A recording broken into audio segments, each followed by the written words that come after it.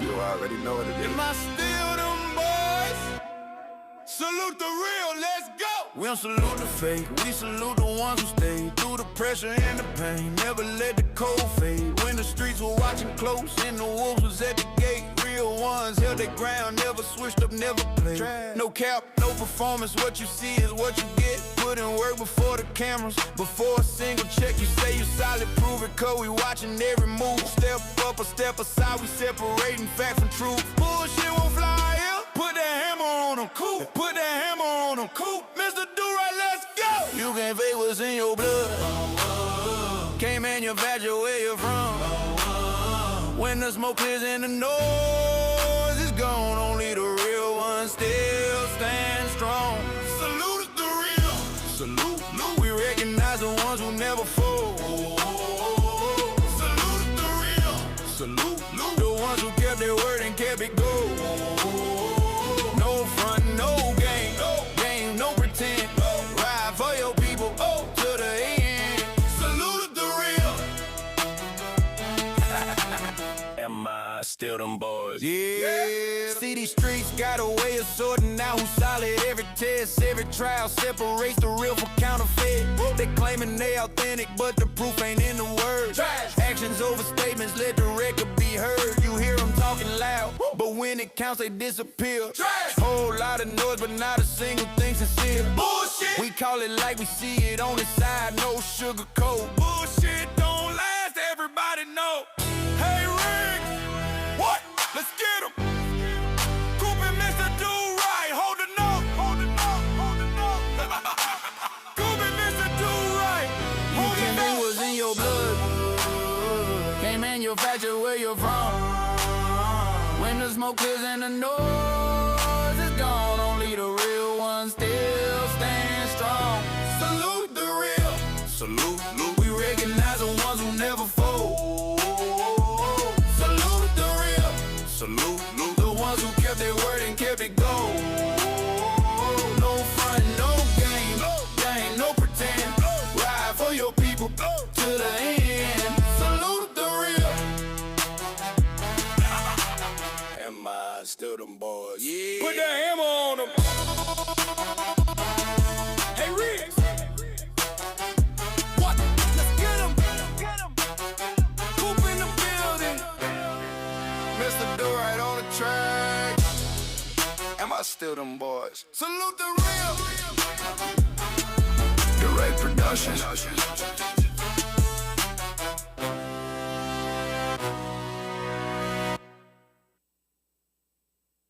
Good morning, my neighbors! Hey, fuck you! Yes! Fuck you too!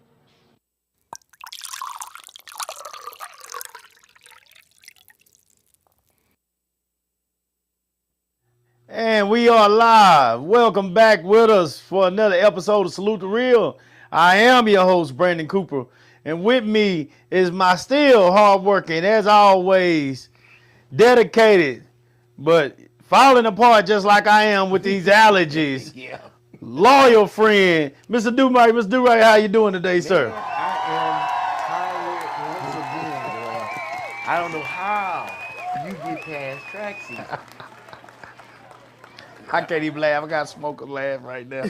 I can't even laugh right now. It's bad, guys. So, as always, guys, you know, it is a lot going on. Track is a lot in itself. Of course, my other jobs as well. I feel like I got 1,500 of them. Do-Right does as well. He is constantly interviewing people on top of his main job.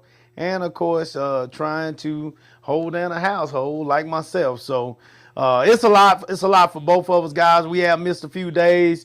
Most recently, we missed days with allergies.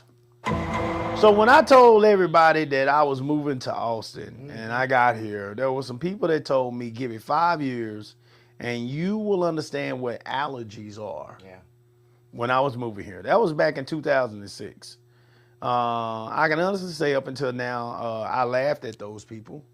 And I never quite knew what allergies were. I always have had sinus headaches and sinus issues here and there, but not this consistent allergy problem that people talk about. I knew nothing about it. Had never experienced it, thank God, until now. I want to say I apologize to all the people that deal with allergies, that I have laughed at for taking shots for allergies, that I've laughed at for taking Zyrtex and Flonase and Claritin and Aleve D and Tylenol D and everything else that I've been told about or mentioned to me at some point with these people that walk around with masks on during certain parts of the season because they cannot come outside due to allergy season. It's that bad for them. I apologize. I really do. I had no idea. This stuff is extremely hard to shake. There's a clear mucus in me constantly all the time. It's always right here. And now it's in my chest as well. So I'm coughing that stuff up. Do Right saved me the other day, guys, when we had to cancel the show, because he came over here after I told him what it was and brought me some stuff. And prior to him bringing that, I was coughing up my lungs. I was sneezing constantly. I could not stop sneezing. I thought it was about to be over. I really did. I just had never sneezed and coughed that much. I didn't understand it. None of the stuff that I've traditionally done with cold symptoms and stuff like that was working. I got a whole bunch of home remedies that my grandma taught me over the years, and it just wasn't working. I didn't have the only thing that I did not have, and I don't think it would have did nothing either, was some castor oil, the reboot. The reboot. I didn't have the reboot. You know, that literally makes you get rid of everything and start over. And I don't honestly think that would have worked either for this. So it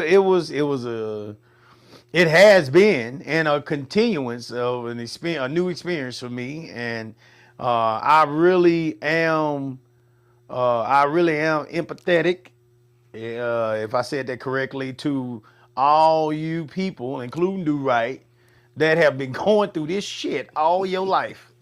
I really hate that for you, because this is trash. Absolute trash. Trash! This is trash.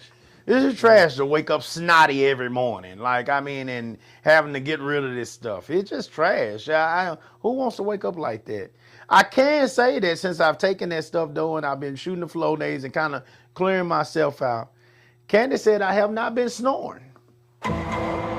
Maybe you found some hidden stuff you had. I knocked out the blockage. Maybe I knocked it out. You might need to go do a sleep study. You might have sleep apnea. Yeah, I probably do. I know I do, as a matter of fact. I just don't want to go there sleep looking like Darth Vader. Well, at least you sleep. I You know. ain't walking out in public like Yeah. I don't want to go to sleep. I don't want to go to sleep looking like a Ghostbuster. I just don't want to. I just don't want to go to sleep like that. But yeah, I probably need the mask, whatever, So yeah, I do probably need to go. I've done one before. a sleep study? Yes, I have. Yeah. Yeah, And they say you had way sleep back. apnea? Yeah, I think I do. Yeah.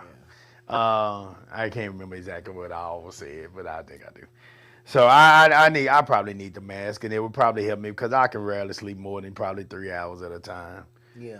So yeah, I could probably use it. But she said I have not been snoring, so I must have knocked something out with that stuff that's probably been up there forever, blocking my airways or something. Ain't no telling. So, but anyway, guys, y'all take care of yourselves. Try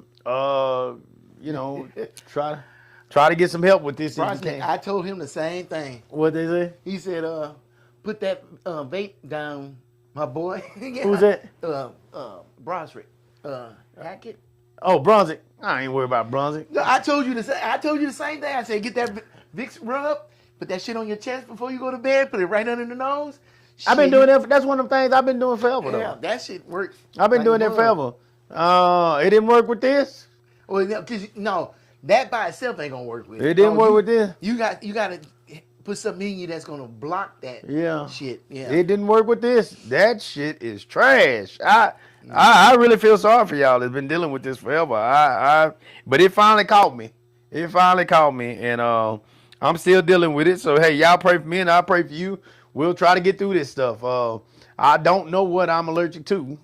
I have not went and got tested yet, but I will. I got another doctor's appointment coming up, and I'll try to see if they can add that to it. Now I ain't gonna be getting pricked by all this different stuff. Well, that's what you're gonna do for Well, I'm gonna try to tell them, look, man. just go ahead and just Guess. go through it and get it Just out guess the way. with me. Guess. Guess. What do normal black men look like me allergic to? I don't know. Guess. Shit. Do White something. people. Yeah. Oh, yeah. We got some stuff to talk about for the show. Yep. But anyway, on your end, dude, how's it going, man? Man, look, if y'all ain't showing up for June 27th, don't show up at all. Uh-oh. Because goddamn, I'm putting in more work than a Hebrew slave. Uh-oh. Dude, we got all the artists. We got all 36 of them. I've been constantly working on this house, getting it ready. I want this shit to be perfect. And I've been interviewing these artists, and it's eye-opening. There's a lot of these young people that's just new to this game and just hungry for a chance. So I've been enjoying talking to them, but it's exhausting. Yeah.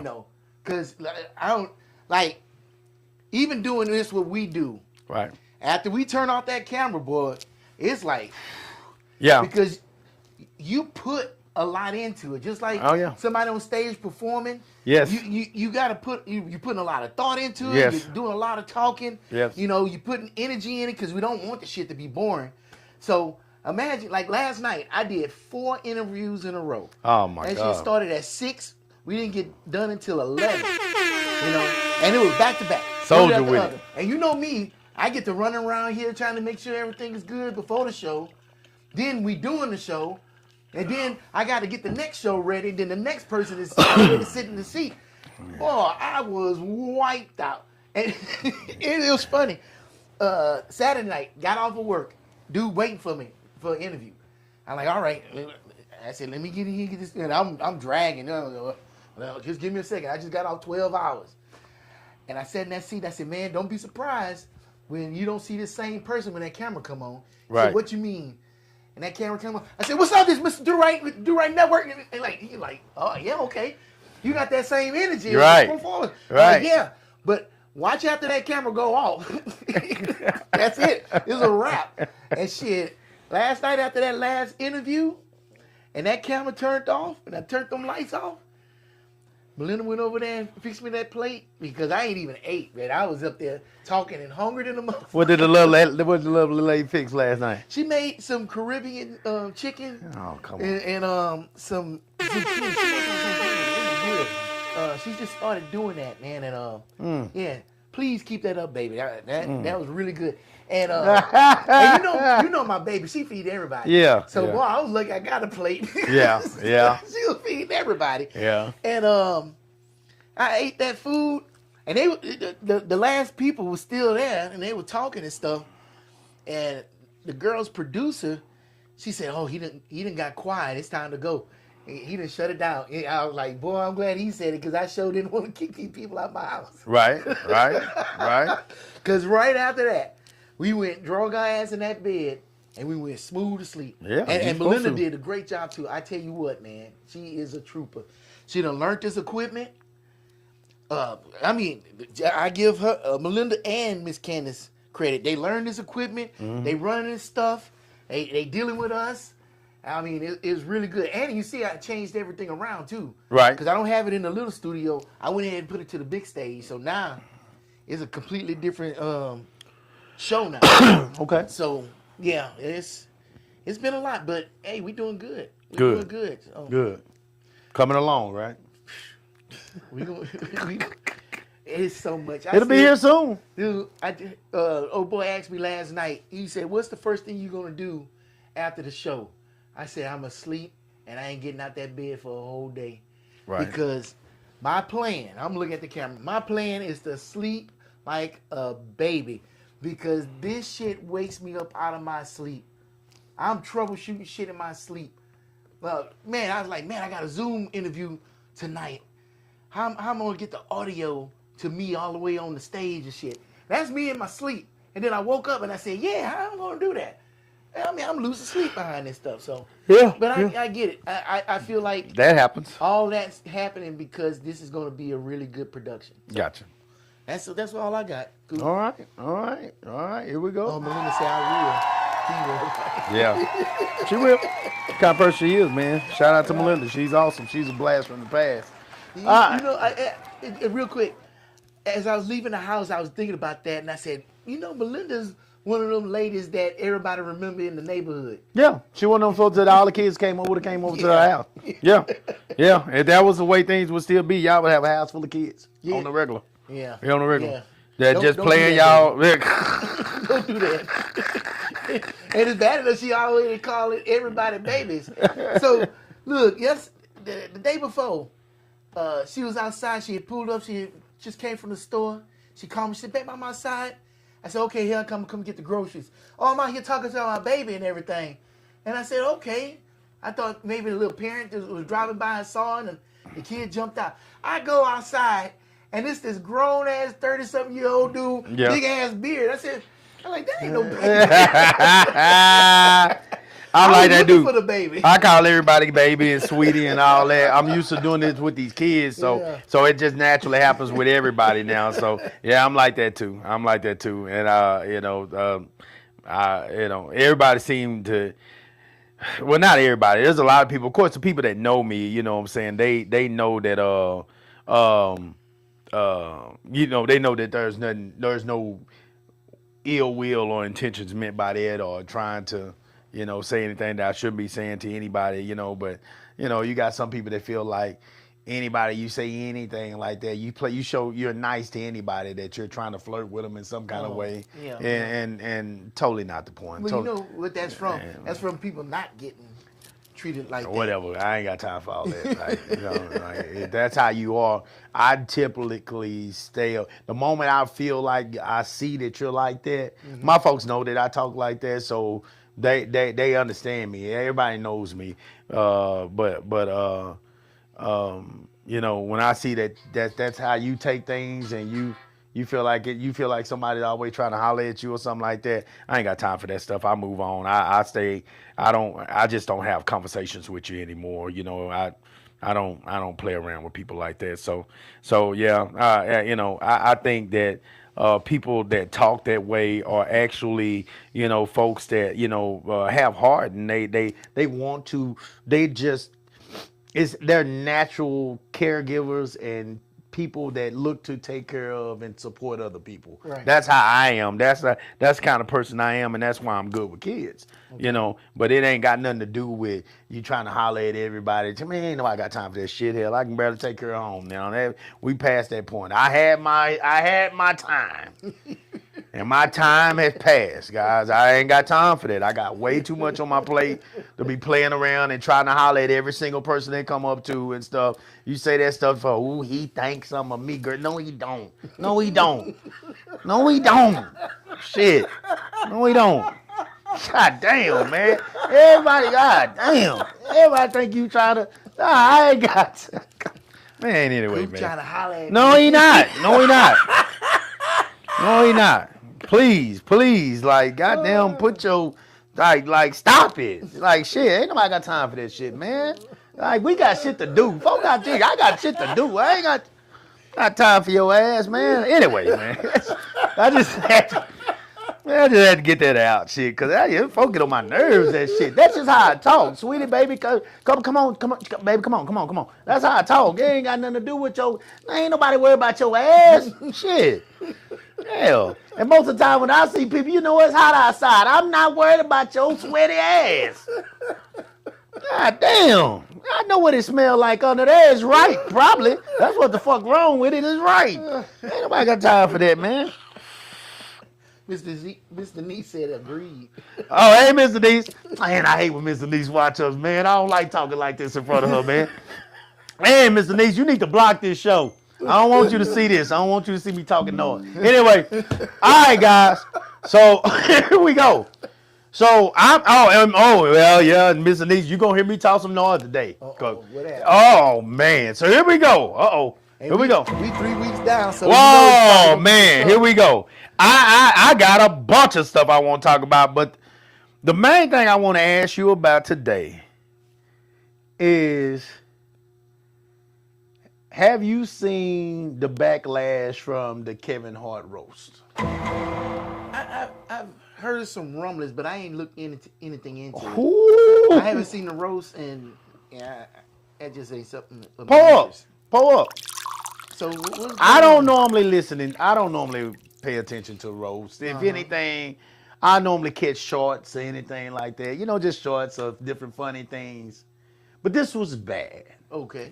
This was bad. So, first of all, guys, like, share, subscribe with us on YouTube if you like some of the things that we talk about and feel like, you know, we're funny, or, you know, we're talking about something that's that you can get some insight out of, you know, like, share, and subscribe on the Live with the Coopers page on YouTube. All right.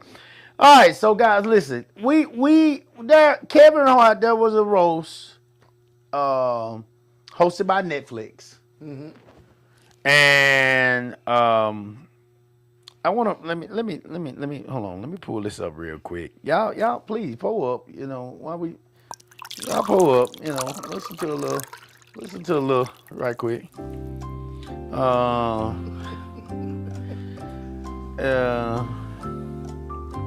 okay. Mr. Denise said it's okay, cool. You know I have 4 boys of my own. Love you, boy. Thank you, ma'am. Thank you. Thank you. Oh, and Mr. Caitlin is on board today. Yeah. Oh, yeah. I love when she's on. All right, guys. So the roast of Kevin Hart sparked major controversy regarding the boundaries of racial and offensive humor. Several jokes went viral and drew intense backlash from civil rights activists, viewers, and other comedians. Notable controversial moments and jokes. George Floyd remark. Comedian Tony Hinchcliffe drew the heaviest fire of the night with a joke about George Floyd. He stated, right now, George Floyd is looking up at us all, laughing so hard he can't breathe. Damn. Lynching joke. Host and comedian Shane Gillis made a widely condemned joke about Kevin Hart's height, saying Hart was so short he would have to be lynched from a bonsai tree. Okay. They destroyed Cheryl Underwood. Cheryl Underwood was on the cast. Cheryl Underwood took it. And a lot of people are saying that the destroying and beating down of Cheryl Underwood was basically the get back for Erica Kirk. They utilized this as an opportunity this was the get back for Erica Kirk based on the Drewski videos that were made. What did Cheryl Underwood say? Sure. Well, they roasted her as if it was her roast. Who roasted her? These guys. It was several of them, but not George Floyd. I'm sorry. Tony Hinchcliffe and I mean, you got to hear them. It's so many of them. They destroyed her. Hinchcliffe. Go ahead. Yeah. Tony Hinchcliffe, Gillis, Shane Gillis. Okay. Were 2 of the main ones. They said that Cheryl Underwood, Cheryl Underwood's husband committed suicide. And they said, after being next to you for these so many whatever, I would want to ask him, how did he last 3 months before he committed suicide or something like that, they said. Like, they talked about his suicide. They called her so black that she's the same color as her PUSSY, her and her clothes and all that. And they talked about her hair. They talked about I mean, they just destroyed her. They destroyed Lizzo. Mm-hmm. I mean, they killed Cheryl though, and they said something about they talked about the one white woman, Chelsea Handler, who was a comedian as well. And they talked about her being a whore and sucking so much DICK, basically because, of course, she had sex with 50 Cent. So, and they was like, that was the only reason that a lot of activists are saying that the only reason that they talked about her was to basically make it okay what they were doing to Cheryl Underwood. So... and then they destroyed Kevin Hart. Black activists have been destroying him since the show because then he came up. Regina Hall was on the panel as well too. Now Regina Hall didn't laugh at shit. She stood there the whole time. It was not funny to her. She made it clear that this was not funny to her. They destroyed Lamar Odom. They basically said that one of them said that I'm not gonna. They talking about The Rock, the wrestler. I'm not gonna fuck with The Rock because The Rock is what almost took out Lamar Odom. So it's just anything. They talked about Kevin Hart's dad. They said your dad wasn't around. The Rock, yeah, The Rock. Lamar was on Rock. Anything they talked about Kevin Hart's dad, and it was like we can't look over the comments about Kevin Hart's dad because for generations. The play on black men have been that they have not been around for their kids. So that this is a continuance of showing that we don't have two-parent households. We don't have united families. Men aren't there for their kids, which in today's world is absolutely not true. And I'm extremely proud that black men are around for their kids now. We're doing much better than whatever you want to say about the crack era and all that kind of stuff. That is not true, including the people that was on that panel. Kevin Hart's there with his kids, talks about his kids all the time, And so I'm here today. You can go in yourself and listen to a lot of this. I'm gonna be honest with you. I started watching it and I turned it off. I got that upset. And you can say what you want about Kevin Hart. It's a roast about Kevin Hart. But what I saw, and what I want to talk about today, is all these roasts, because comedians, comedic work, comedic entertainment, comedy, period, is supposed to be our way of being, comedians are supposed to be able to release in a way that is considered their work, and it does not ideally come across to the public from them the way it would come across from regular people that are having a conversation. Is that correct? Am I correct or right or wrong there? It's supposed to be. That's what they say. Comedy is you're supposed to be able to say more in comedy than you are in like regular conversations and it not be taken so offensive. Is that correct? It's supposed to poke fun at everything. Right. It's the stuff that we already see that's obvious, and that comedian is on stage basically speaking the obvious to us. Okay. And we laugh because we recognize what they saying. Right. So all the mama jokes of the past, the fat jokes, a lot of politics is talked about now, of course, with comedy. And so all this stuff of the past, for instance, people were talking. I've listened to several podcasts about this, guys, before I even brought it up, because I wanted to make sure I just had an understanding of how a lot of people felt before I said anything. And, one podcast brought up, like, guys, we've talked about and roasted people. Comedy has roasted people forever. D.L. Hughley was one of those that would always look in the crowd and find people to roast. The same way Chappelle did, like on Nutty Professor. Yeah. Like he did the Nutty Professor, like he roasted him. It's a full moon tonight when he was bending over and he said all this different stuff, all these fat jokes. So all this stuff has been done forever. But guys, if you look at this roast, it's on Netflix. If you look at this roast of Kevin Hart, and you can honestly look at this and say that you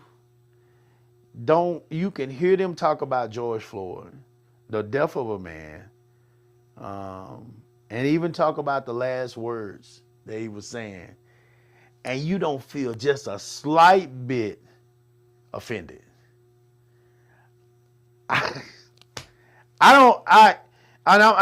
trying not to go there today because y'all know I'll get the cussing and going in, but I want to be able to have a serious conversation without going in, because I think when I get to hollering, I get to cussing and all that. I'm actually trying to change that. Y'all notice I ain't been doing that a lot lately because I'm trying to get a little bit more serious about having some of these conversations. Have fun still, but at the same time, make sure that the message is getting across. Mm-hmm. And the message, I believe, is we're utilizing, or they are utilizing comedy to say the things that they really feel,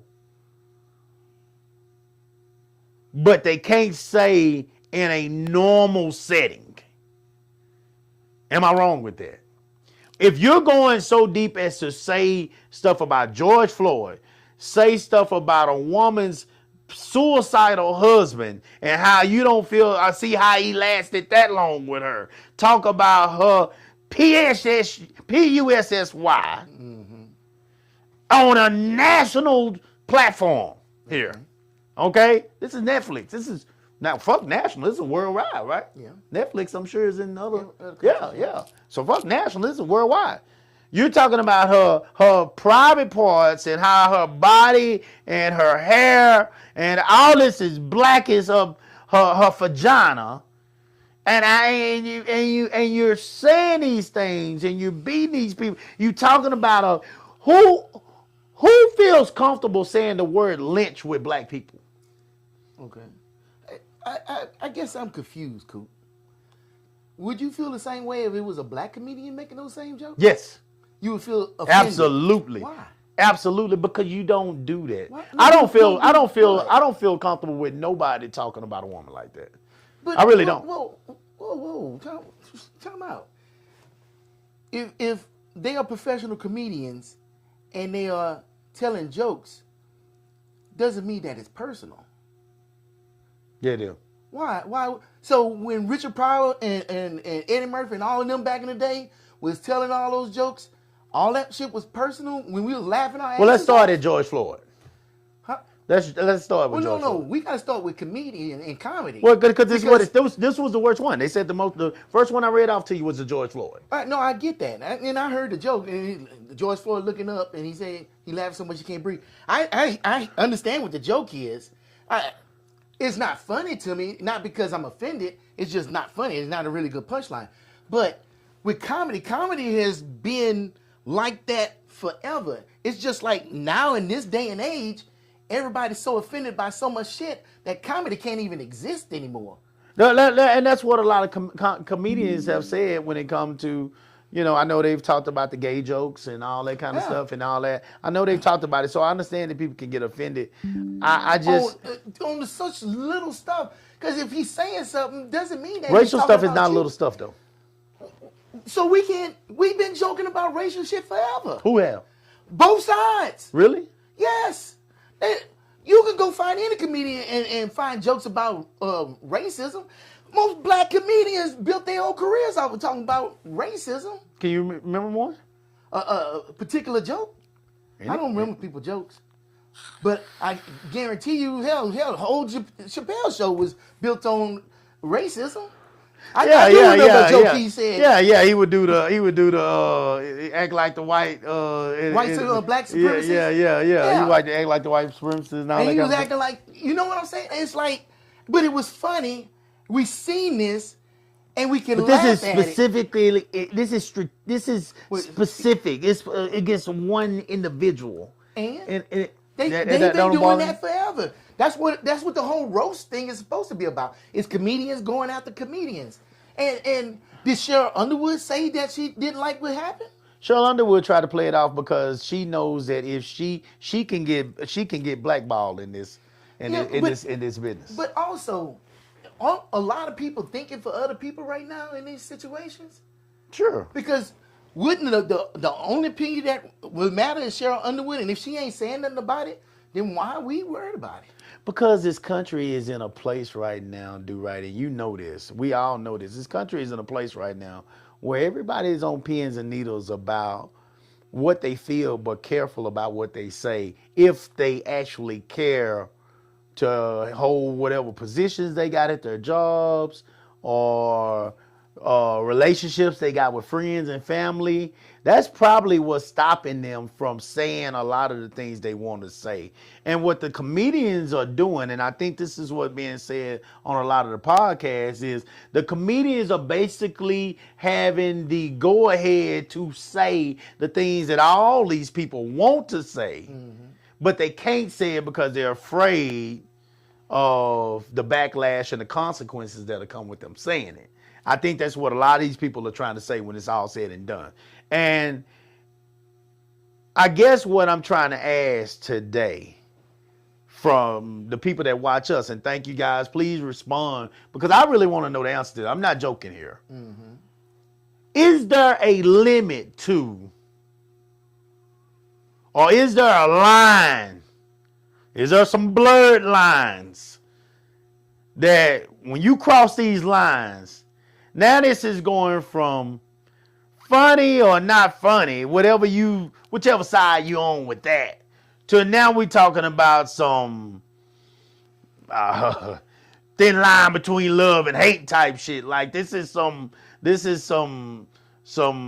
old backwoods Mississippi type thinking, Southern thinking, period, Texas too, that is coming out in the forefront. And which is what we honestly, some of us, like myself, and I'm going to continue to say this, have been warning you that was going to come to the forefront and was going to be a lot more loud and aggressive due to certain people being in charge of the country. Which one is it? Are we still talking about comedy here, or just poor comedy? Whatever, however you look at it, whether you think it's funny or not funny, no big deal if that's what you think about it. And that's kind of what Do-Right was kind of going toward right now too, and that's fine. But are we talking about whether it's funny or not funny, or are we tinkering on the side of this is really what you're thinking, and this is really what you want to say, and you're able to get away with it when other people can't because you're a comedian. That's what I want to know today.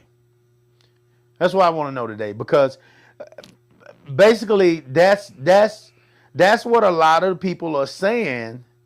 In my own words, they might say it a little different, but in my own words, that's what a lot of people are saying. That's what a lot of people are asking. They're asking, like, do the comedians basically have that freedom of speech, that kind of where everybody has the freedom of speech due to the Constitution. We understand that, but I'm talking about, do they have that freedom of speech where they are not supposed to be judged and called a racist and all this kind of stuff because they are a comedian and they can make a joke out of it, and it's not supposed to be looked at as funny.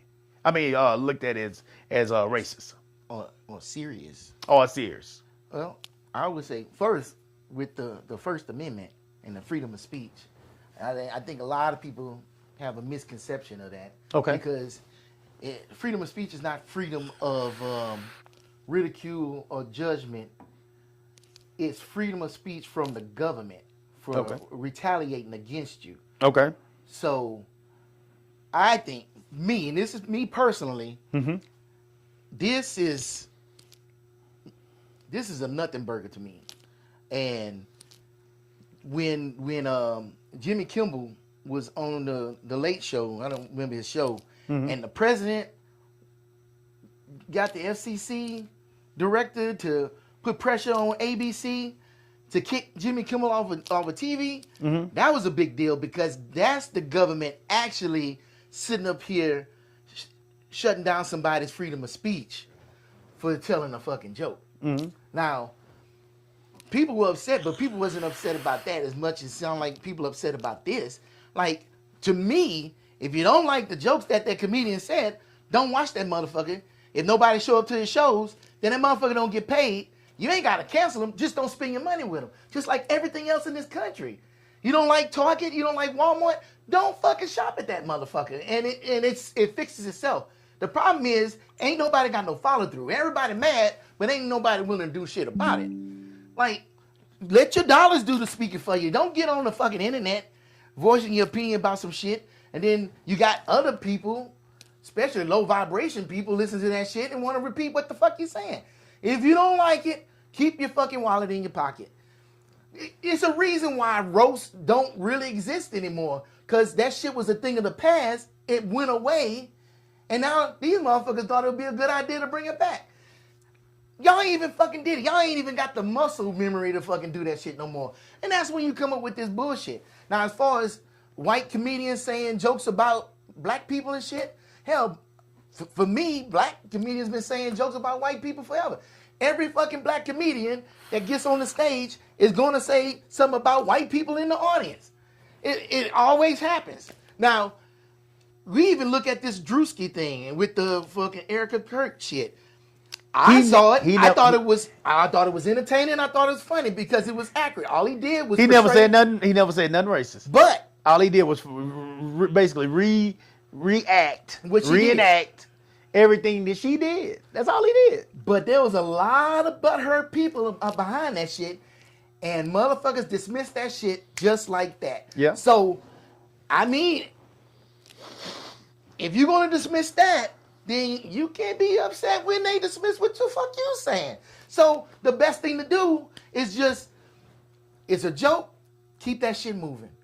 When I go to a comedy club, you ask Melinda, we sit on the front row. I don't give a fuck if they say some shit about me. Yeah. Hell, they said shit about me. Oh, you got you a young one, huh? Blah, blah, blah. You know, and I just sit up there, yeah. Because, Mom, if I'm helping you sit up here and you can make some money making a joke about me, because that's your profession, fine. Just like these musicians go sit up here and make some money because I put them on the stage, that's fine by me. I don't give a shit about it. You're not going to hurt my feelings. My feelings was hurt when I was in elementary getting hoorah'd and fucking shit. Yeah. That's when my feelings was hurt, and I fucking got the fucking calluses to where that shit don't hurt my goddamn feelings no more. Yeah. I get over it. Can there be distasteful jokes? Yes. Do I necessarily laugh at distasteful jokes? No. When you told me those jokes, I understood the jokes. I didn't laugh. One of them was funny that you said. I didn't get. It was a billion of them too. It was a lot of raw jokes. I'm not even saying them all, but it was a bunch of jokes. But I'm not going to shy away from a raw joke. There's been plenty of comedians that was terrible. You remember back in the day, Andrew Dice Clay or some shit, and motherfuckers was canceling him because he was saying some crazy jokes. Yeah, and I watched it and I was like, oh, what's the big deal? I just not watch him no more. Right. It's finished. It's done. I don't get why we get so wrapped up and uptight about shit. Just ignore the motherfuckers and they usually go away. It seems like this, it to me, I think we get concerned for sure, to be light on this. Pissed at times, but definitely concerned. And the concern comes from the fact that this is not just jokes. It's acting itself out within our country right now. The Carmelo Anthony case. Okay. This is the boy, guys, in the Dallas area that killed the kid, the white kid at the stadium doing a track meet. Oh. I think a year or two ago or something like that. You was the white kid kill a black kid? No, the black kid killed a white kid. Oh, okay. And the white kid was supposedly had been bullying him or messing with him, and he retaliated and killed him. Oh. Yeah. Oh, I don't know nothing about that. Yeah, so here's the breaking news on that. The state just rested his case in the Carmelo Anthony murder trial for the stabbing death of Austin Metcalf. Okay. Mm-hmm. 21 witnesses, including multiple teen eyewitnesses, coaches, first responders, and experts, painted a clear picture. Anthony was asked to leave the tent 15 plus times, provoked the fight, stabbed an unarmed Austin, and later admitted, "I did it. No group assault on him. This wasn't self-defense, it was murder. Praying for justice for Austin and his family." This is definitely coming from a white side on this stuff. You know, this is what they're basically saying, that there was no defense that Anthony had as far as self-defense. They're saying that that he did this and, I guess with malice, and whatever. So, but basically in this case, this kid, there are a lot of people that believe that this kid was defending himself from these boys.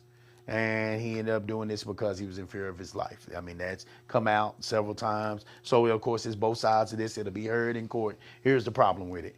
This boy got an all-white jury in Texas. All-white jury. You talk about a jury of peers. He has an all-white jury in Dallas, Texas area. So a lot of people are afraid, and that's what's playing out. This is the things that are playing out. And with those type of things consistently happening in our country, when you start joking about these things, and what's believed is, and what can easily be assumed is, the comedians are saying what all of you want to say. One of the things that I've been saying since I was doing this show way back with my wife is I say what people can't say now, because I work for myself now. I'm not going to fire me, because I know even if I'm saying some things that might sound like, damn, Coop, why you cussing? Why you going off on these people on here?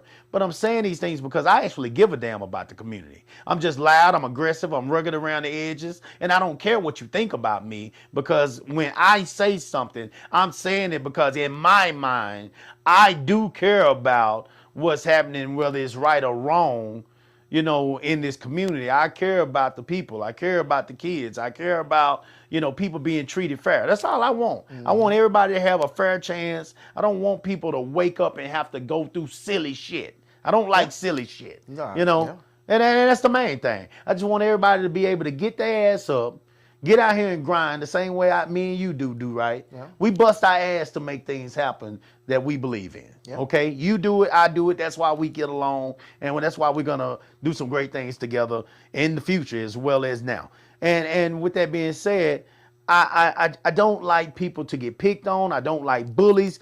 I believe, based on the beginning of this story, that this boy was bullied. I can't prove that. Yeah. But I believe that boy was bullied, and therefore he did. I have been in his shoes growing up, and I understand how it feels. Now, I was taught different.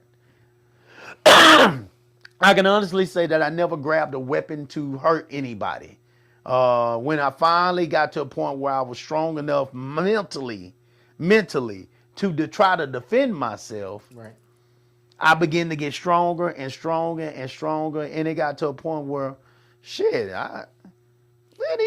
kids ain't no bigger and stronger and better than I am. I can fight back. I can defend myself, and as I begin to get there, I got to the point where I wouldn't back down from nobody, but it took time to come to that point, because I wasn't some hood kid. I was in the hood, but I wasn't a hood kid. I was a church boy. Yeah. So, I had to learn to defend myself. Now, the thing about it these days, these kids will grab a knife or grab a gun instantly to defend themselves. And a lot of that, I think, comes with the times that we're in. When you talk about, Do-Right got a brand new camera today. Shout out to Miss Melinda, for taking care of baby. She bought him a new camera for Father's Day, and it's very nice, guys. This is a very nice camera. This man got, I ain't gonna talk all the business up in here, but shit, we got more cameras in this damn room than I got around my house. Okay, so shit, there's cameras all over this damn room. He's always bringing some new shit in here. So it's really cool. And so his wife brought this new camera in here, and it's following us around. It's actually kind of scaring me a little bit. But because of the cameras, guys, and because of the recording, and because of social media, if you get your ass whooped like we used to when we were little, you catch a black eye. Now your black eye is all over the world. It's going viral. This is something different that these kids are dealing with these days than we dealt with back then. If we got our ass whooped, we might get picked on all year long, or for a few weeks, but it's going to move on to the next person that get their ass whooped eventually. It's a little bit different now, It's a little bit different out there now. And I think because it's different, people are scared to take that ass whooping now. They don't want to go viral getting their head punched in. You know, it's a tad bit different, and there ain't no control in the schools. And so I'm going back to all the sensitivity is a buildup. It's a buildup of so many things that have changed over the years. You know, from when our generation grew up to how things are now. And because these things have changed, I believe that people saying some of the things that they say now strike a different nerve than they did when we were growing up. You know, maybe we didn't pay as much attention, or maybe we would have been more willing to take some of those things as a joke than we do now. But I don't never, first of all, take it as a joke when people are talking about somebody's death. That's one. I'm just not that person. Now, if y'all say, "Oh, Coop, you just don't got no, you just don't have no sense of humor," you know, then hey guys, I'll take that, I'll be that. But I don't play about somebody's death, especially when it was done in a way where somebody felt like they were right to. It was done in a way that man called out for his mama when he was dying. I don't play like that. I don't play like that. I try to look at things in a way that if this was my family, if that was my brother, or if that was my father, or if that was my son, you know, that's how I try to look at things. If that was my friend, because I'm all about my friends, you know, somebody walked up. I mean, don't get me wrong. This ain't a white and black thing, guys. This is a good people, bad people thing. I'm not about that white and black shit. I'm about good people, bad people. It's good people and bad people on both sides. Okay, it's a bunch of trash on both sides. It's some redneck hoodlums on one side, and it's some nigger hoodlums on the other side. Let's get that straight here, okay? But you know, I'm not one of those people that's going to sugarcoat the fact that when you say things like that, and I see it, y'all put some of the other comments in there, because I didn't bring up everything that was said in that roast. Y'all put them in there if y'all know what I'm talking about here. It was some raw stuff said about Cheryl Underwood. It was some raw stuff said about Kevin. They said, the word is that Netflix had 13 white people come in and write these jokes. So the intentions were to make this controversial, if you will. You know? That was the intentions. How do you feel about it? How do you feel about it? Is this something that Netflix, as Do-Right said, should be looked at? It should be looked at as, and there ain't no wrong answer here. This is opinions, guys. We want to be able to have a good conversation. So, you know, I don't want nobody to judge anyone. We want to be able to have a good conversation. I know it goes both ways. I know some people gonna say don't make no big deal of it. And then you're going to have people like me that are extremely passionate about everything in life. And things tend to just touch me a tad bit different than they might touch others. So I'm not saying I'm right, though, to think this way. You bring up Netflix. Mm-hmm. You know there's another controversy with Netflix right now. That Michael Jackson movie, documentary they got on there. But it's talking about the trial. And I have not seen it. I've never seen it. And people like ready to cancel Netflix because they want to put this Michael Jackson out there. He was acquitted. But yet they putting this shit out there when his movie is in the movie theaters, right? Trying to capitalize on it and smear his name. And it's like, I hear you, but instead of getting on TikTok making a video about it, cancel that goddamn subscription. Yeah, just do that, and that gets the message to them quicker than your TikTok. Yeah, you know. Also, I want to address something because you was talking about the young man on trial, and the jury, about the jury of his peers. The all-white jury. So Miss Bridget Flowers, which you need to read the first comment. Yeah, I'm about to read the comments. She said, I live in Dallas and has served as a juror many times. The young man will be found guilty. It's extremely important that black folks serve as a juror as much as possible because the way people really think is always revealed. I've been on several juries, and every time I get a summons, I never try to get out of it. I try to serve on that jury because I understand how important it is. Because if it's my black ass up there, Right. I would like a jury of my peers. But I'm gonna tell you right now, Do- I've do- never served do- on a jury with more than one person, black person on it, and I was the one black person. Do we believe that he did not get a black person on his jury because black people didn't show up, or do we believe that it was more of an intent? What do we believe? I'm saying, what do we believe? Let's leave the believing out. Let's use statistics. Well, why would we leave it out? Let's use statistics with it. If they You don't send think out, that no blacks if they were send willing to out show up on it? 1,000 summons for jury members, out of those 1,000 summonses, how many black people are going to show up statistically I to serve will. on that jury? I will. But how many do you think is going to show up out of 1,000? My people? job was in the courts. I mean, so Yeah, I'm used So to being in you've courts. seen the courts. I know and how you've seen important it is to juries, be in huh? courts. Yeah, and, absolutely. and the amount of people on that jury, got 12 people. My career Out of was those in the 12 court. people on that jury, how many was black? Oh, it's never a lot of black ones. I ain't gonna lie to you about that. It's never a lot. We'll never fix the system if we ain't willing to sit up here and fix it from the inside out. Yeah. I appreciate you and what you did because at least you went in the system to try to do something about it and help Absolutely. them kids. Yeah. We can't sit up here and be bitching and crying about it if you ain't willing. You want to fucking duck it. Oh, I'm sick, or I got to watch the baby or some bullshit. Right. Somebody is depending on you to show up for jury duty to sit up here and hear the facts of the case. Right. I don't understand what's so hard about that. It's your civil duty. You live in society with the rest of us. You paying taxes. Just like the rest of us. Just do your duty. I know they ain't paying no money for you to miss work and shit, but fuck. It's a sacrifice that we have to make because one day it could be you. That's a damn good point. That's a damn good point that came out of this. And this is, hey, I'll be honest with you. I did not think about that part. But And that's what people need to be mad about. how many people are ducking and dodging jury duty? A lot of them. Well, let's let our people say it. Let's let our people say it. I'm serious. I want to know how many people are ducking and dodging jury duty. I got Like- the like- only like- black voice in the whole goddamn room. Like What it's the fuck? plague. Like it's the plague. Like it's them. Like it's them folks coming by your house, them little green Bibles on Saturday morning. How many are ducking it? How many are ducking it?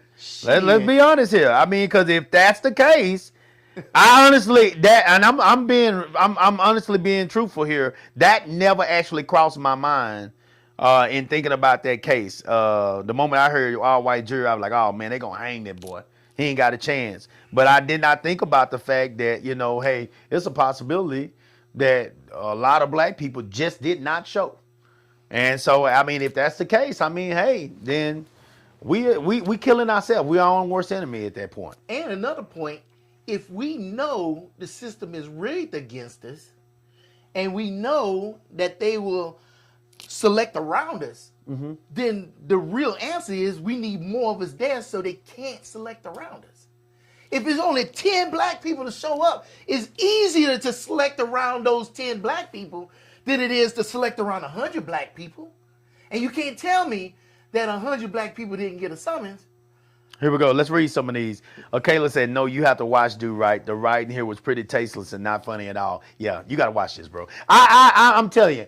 I watch guys, and I'm one of them people that, there's a lot of black people that admit to you they can't watch like the movies like 12 Years a Slave or I was just watching Roots again the other day. I constantly watch those movies, guys, just to remind me of how. And you can say, well, Coop, you shouldn't have to do that. I read stuff. I do different things. I like reading about Marcus Garvey and different things that different of the past. But watching it, seeing it, I'm a visual person, and seeing those movies just reminds me. What's the one that I always I love this one too, the one with Vin Rames in it. Rosewood? Rosewood. Shit. Guys, I'm gonna tell you, Rosewood is scary because that's the type that happened on a consistent basis, where something just popped up and it just and because of this, they go on a rage and they just just anything to give them that reason to react and retaliate and basically destroy neighborhoods, to kill people, and that happened a lot. in that generation. And I think there's a lot of them that would love for that to happen now. Example, January 6th. Okay. That's the type of stuff that that a lot of those kinds. That's that backwood group down on that side. That's what I'm talking about. Every group got them. That's that backwood group on that side. That's that lynch hog group. Them dogs. You know, them your dogs that you send out. That they ready. They got the guns cocked all the time, ready to go when the ones at the top tell them that the door is open. You see, you know, we all got them. We all got them. But that's them dogs. They ready to go get it. And they are the ones that will go carry out this mission to destroy. And so I feel like it's being done in the comedic world too. I feel like that's that lynch mob group. This is that same thing, but the lynching is being done with words instead of physically. You see what I'm saying? And so you getting the same output. Another person, Bridget, says Cheryl Underwood has always gotten dogged. She has. She always gets dogged out. She always get talked about. She always the black this, the black that. And I'm gonna be honest with you guys. I'm as hard on my black women when it comes to certain things as anybody. But I'm hard on them because I love them. I'm hard on them because I love them and I want them to be better. I don't want you to settle with just being great in your careers. I don't want you to just settle with being a good mom. I don't want you to just settle with doing this or doing that. Fuck that goddamn sheet that you had checking off all these years. You goddamn try to be better with your man too. Don't just get twisted and go all off the deep end when your man does something you don't like because you know probably 9 times out of 10 you wasn't being 100 with him from the get-go. So I get on my black women's ass, but I'm also protecting my black women too. And I feel like so many times Cheryl Underwood has not been protected. They have allowed Kevin Hart. You had Kevin Hart. You had my boy on Golden State Warriors. He's a blast from the past. The power forward from the Golden State Warriors. Y'all, somebody tell me the name. He's a blast from the past, which I despise people that say they love the old NFL and they love the old NBA and football and basketball is soft now because they hate him. He's a blast from the past. He'll pull your ass out the air. Okay, but you don't like people like him. You didn't like people like Metta World Peace. So you don't like the old NBA. Shut the hell up with that shit. But yeah, somebody mentioned his name. But they had him up there. And it is hard for me to imagine that black man and Kevin Hart. And Kevin Hart at the end, instead of defending them, Kevin Hart comes up and said, her, Lizzo, and Regina Hall, and every other all 4 or 5 black women up there, they all single. Nigga, he didn't defend them either. God damn. They done got goddamn annihilated up here. They done got destroyed up here on this damn podium at this group up here. And this was supposed to be a roast about you. This was supposed to be about you, Kevin. Draymond Green. Draymond,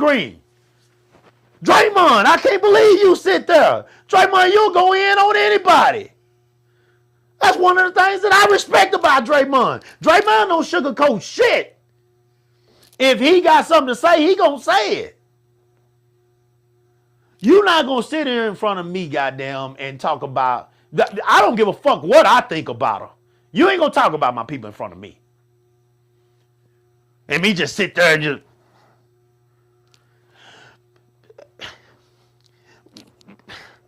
The other day, somebody came to me, and guys, I want to make something clear. I don't hate nobody, guys, but I want to make something clear to you. If you always come to me and you got to tell me, you got to do right. If you always come to me and you tell me such and such said this about you, cool. Such and such said this about you, cool. Such and such said this.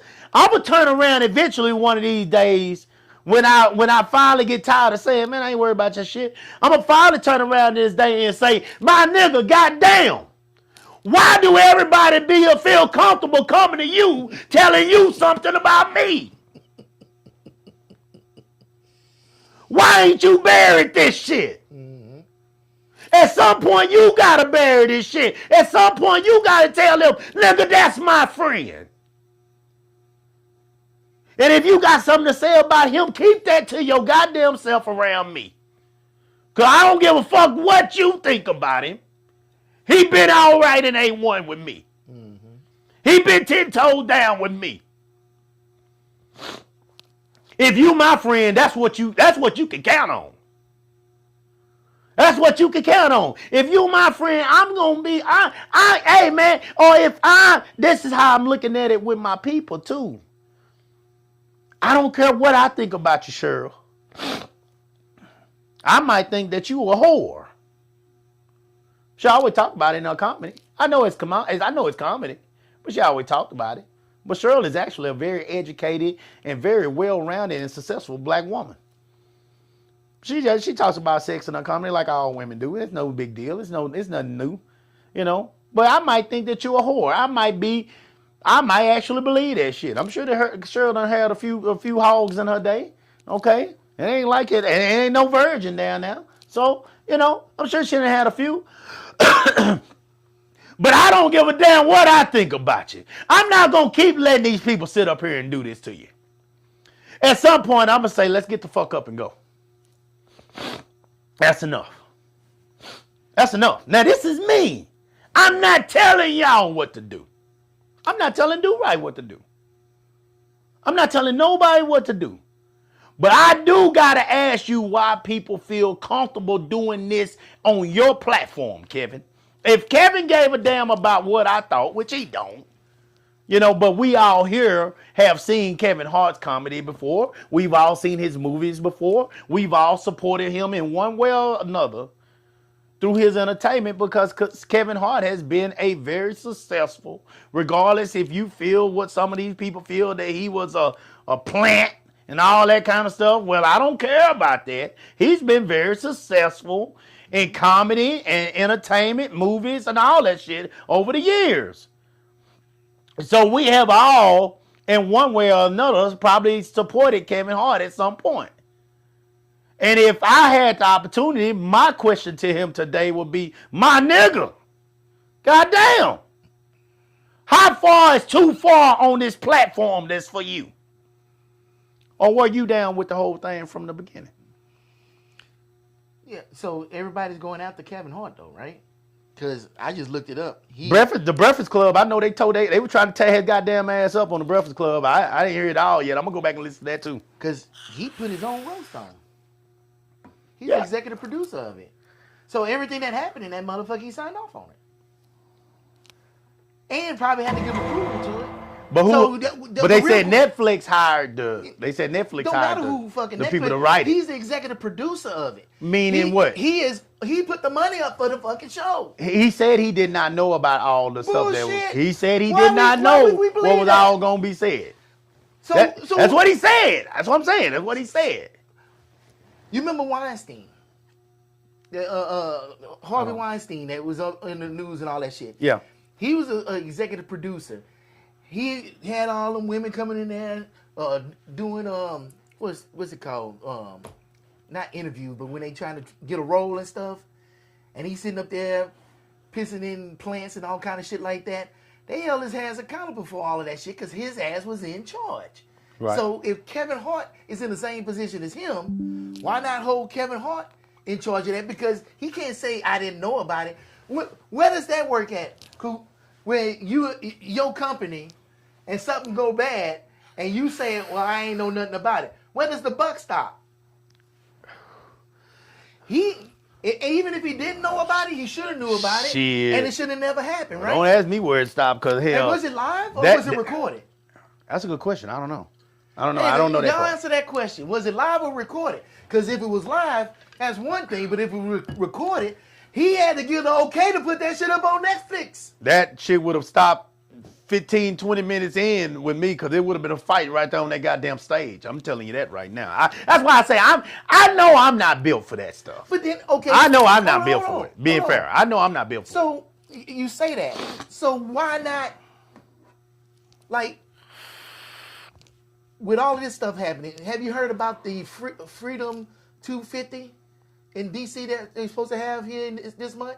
I have not. So they supposed to put on this big concert series. Oh yeah, they DC. canceled. They all canceled Because out. all the artists The artists dropped out. Yeah. So Cause them artists ain't no fools. They don't want to goddamn ruin. So when now allegedly, this is what I heard on that. Glad you brought that up. That's another thing that came up. So allegedly on that, you correct me if I'm wrong on this. The artists, when they were initially invited to this, they thought it was something else. They thought it was something else. The moment they found out that this was Trump was involved in this was basically a Trump goddamn supporting, celebration or whatever for whatever reason.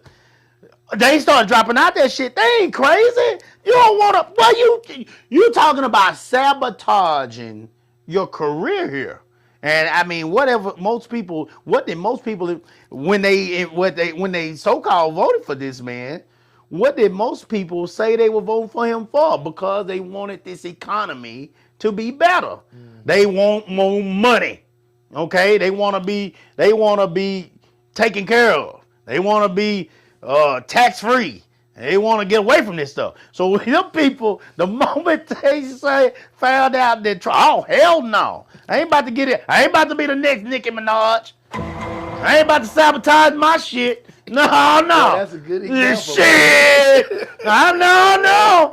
I'm not getting in that shit. And I don't blame them because it's not cool to do that right now. Kid Rock got a very limited group now. Congratulations, Kid Rock.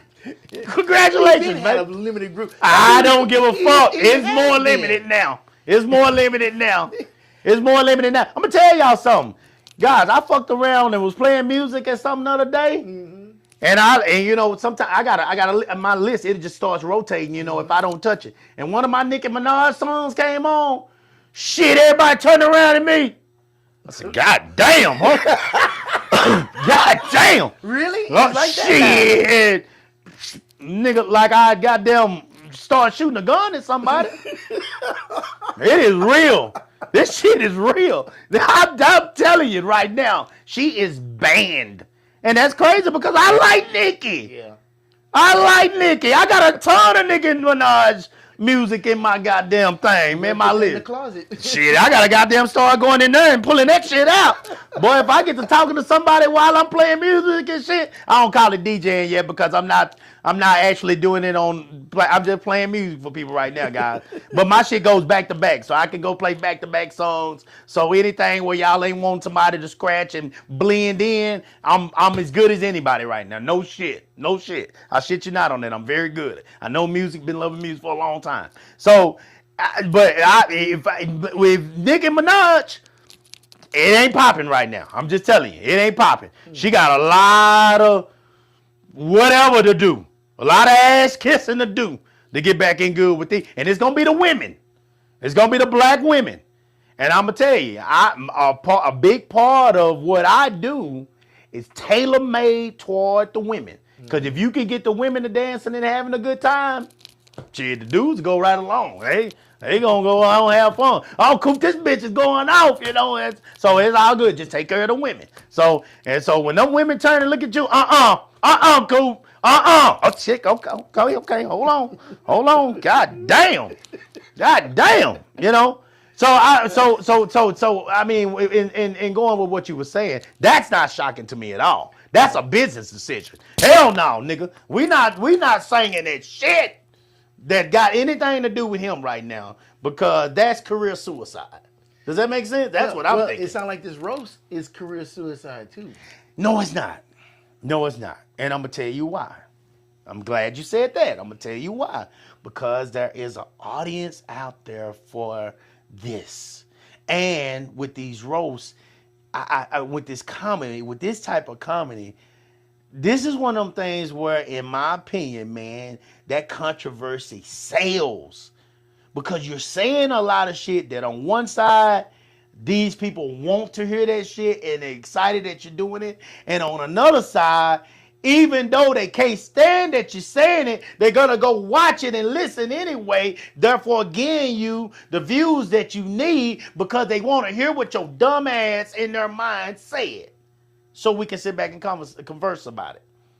And how many platforms has this been on? How many podcasts? How many news stations or whatever has this been mentioned on now that's giving them more and more views? They're winning.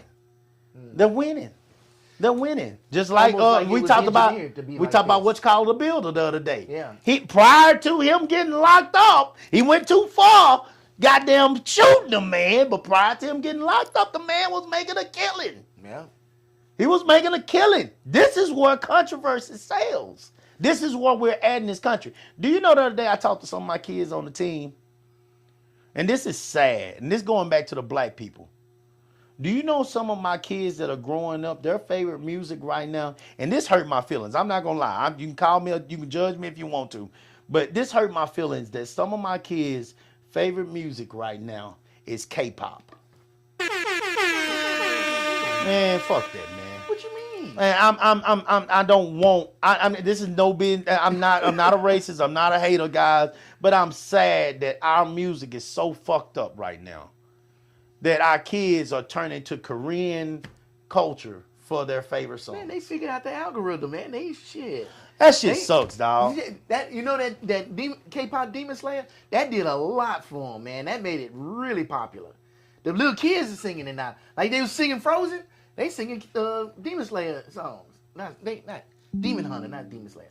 But you ain't feeling it, huh? I mean, for what I'm listening to it. I listen to it because I gotta listen. I gotta know what my kids like. So I'm paying attention to it. I'm listening. I'm not saying it's bad music. Yeah. It's pop. I mean, it's that's pop pop. to me. It's pop. You They know, basically so just took Michael Jackson and- pop and can kind of rewrapped hang in. It can kind of fit into everything. Mm-hmm. You know, pop can fit in anywhere. So anything pop can kind of fit in anywhere. But I hate that my kids' favorite music is K-pop when we grew up with so many black amazing artists, man. And our generation before us grew up with so many black amazing groups that were playing these instruments and doing all these amazing things and dancing in these groups. And I can sit here and give you a list of Earth, Wind, and Fire back and back to back to back. Amazing songs, guys. Man, I can just give you all this music, beautiful music, guys, from generations before me to now.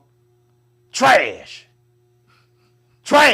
Wow. Everybody shooting somebody. Everybody gotta have a goddamn body. And then they go on in social media and brag about the fact that they got a body. And I'll take you to classes, but I won't teach you unless you at least had this many bodies, because I'm not dealing with no rookies. That's the kind of bullshit these niggas say now. You play shit, you sing shit, you rap shit that can't come close to the radio. You'll never come on the Super Bowl to do nothing. You'll never be invited to any NBA game to do a show. You trash. And that's why our kids don't like no black art. I can't blame. And even if they do like the shit, it's not shit that they could ever play in front of their family. They hear it. They know it. They know it. Trust me, they know it.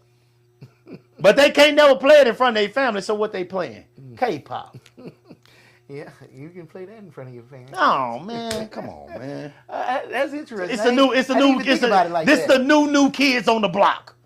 That's the shit that the new kids on the block. This is what it is. Because it was New Kids on the Block, then it was NSYNC. Now it's the new New kids on the block. Yeah.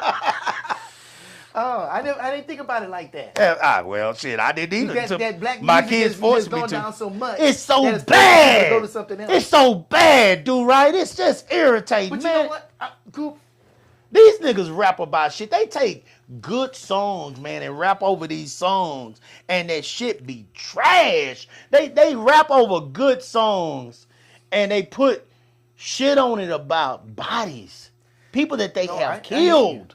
But I don't think that's all of music. I think that's the industry and the commercial side of it. Because I've been talking to all these young artists, and their music is not that. You know what I'm saying? That's the only part. That's the only part that anybody puts any money behind. And that's the problem. Because I'm gonna go back to what I said earlier. Hold on. I'm gonna pull it out. This right here is the one thing that everybody is really hearing. That's what Money. they're hearing. Money. The reason why black music is trash right now is because motherfuckers keep pulling this shit out ain't fucking paying for it. Money. You stop paying for it, They and they'll pay- stop fucking making it. But they're not going to stop paying for it because they pay for the shit that people want to hear. And that's the sad thing, because it sounds like people want to hear good music, but what they People paying love for to is talk about bullshit. Sexy Red, but Sexy Red was a broke ass motherfucker from the hood. She doing what she got to do to get out. She can't get out if they don't pay for it. This is the same thing Do Right is saying. She doing whatever she had to do to get out. And I mean, they paying for it. Sexy Red can't rap. No. She could not rap. No. Sexy Red is trash. But I ain't gonna sit here and lie to you and tell you I don't got about 5 or 6 Sexy Red songs that come 'Cause up if you in my don't play 'em, goddamn they- mix. Them same women that was mad with Nicki gonna be mad. All with they you. want to do is get up and goddamn, here they go. The moment she come on, here they go. Here they go. I know all I gotta do, get it sexy. If I play Get It Sexy, you about to see ass cheeks in the air. And if ass cheeks are in the air, the DJ is having success. Everybody's happy as ass cheeks in the air. If you see that sweat coming down the back of a woman's back, down the crack of that thong, the men are in the corner with that hog in their pocket. Everybody's happy. Everybody is happy at that point. And the DJ is a winner. The DJ a winner. So why am I not going to play it? Yeah, I am. I'd be a fool not to play it. And that's the fucked up. It's a cycle. Yes. It's like Yeah. you can't break the cycle. Yes. You have to play it, so they got to keep making it. People gonna keep listening to it, and you got to keep playing it. Yes. And I'm not going to sit here and act like we didn't have some of that music back in the days, guys. I'm not going to act like that. Right. There are some people that act like we didn't have some of that music. Now, we had a Lil' Kim, and a Lil' Kim could talk about deep throating everything, but Lil' Kim could rap too. She could rap. Lil' Kim can rap now. Yeah. Lil' Kim can rap now. Y'all got to go back and listen to Queen Bee if y'all didn't listen to Lil' Kim. She could rap. Sexy Red cannot rap. Now I look at Sexy. This is my opinion. Some of y'all might disagree with me, you know. But it's just we taking ourselves to a place where we allow these people to be able to say and do and say all these things about us. Because it feels like at times, guys, we don't want to be better than we are. We don't want to be what we used to be. We don't want to create what we used to create. We are creators. Black people are creators. We are amazing people. We are talented people. We are gifted people. Don't believe none of that shit that the bottom on that other side say about us. They don't want to live without us. They bored as fuck without us. We're the best athletes in the world. We're the best entertainers in the world. We're some of the most creative inventors in the world. Don't believe that shit. Don't be what these people want you to be. You think bigger. Everybody tell me every year, Coop, you did enough. That's enough. Don't add no more. Fuck you. I'm going to keep adding. I'm going to keep getting bigger. I'm going to get so goddamn big because I don't care about the money. I'll spend whatever the fuck I want to spend. And I'll spend it on whatever I want to spend it on. I'll give it to people. I'll gave to Do Right. I'm going to give it to everybody. I'm going to give it to everybody. And I'm going to spend whatever I want to spend on whoever. I don't care about the money, guys. Because I want to be great. I want to be great. I want to make and create and build opportunities for kids and adults that have never been built before. I dream big as fuck, guys. I don't know if it'll ever get to that point, but that's how I dream. That's how I believe. At some point, guys, people stop dreaming. At some point, a lot of people have accepted that they just gonna be what the world tells us we're supposed to be, and accept what the world tells us we're supposed to accept, because we'll get paid to do it. Some of y'all might remember when Cat Williams said he made a joke about Flavor Flav. And he said, well, it wasn't a joke. It was actually the truth. They did a roast on Flavor Flav. And they called him crispy, crackly, crunchily, black this and black that and black that and you ugly that. And Cat Williams got mad and Cat Williams say, I didn't understand. How are you Flav? How are you letting these people do this to you? Why are you...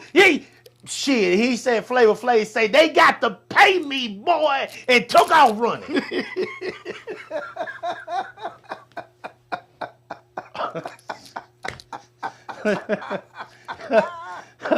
He say they got to pay me, boy, and took off running. Shot up out that bitch. And Cat said, well, I'll be damned.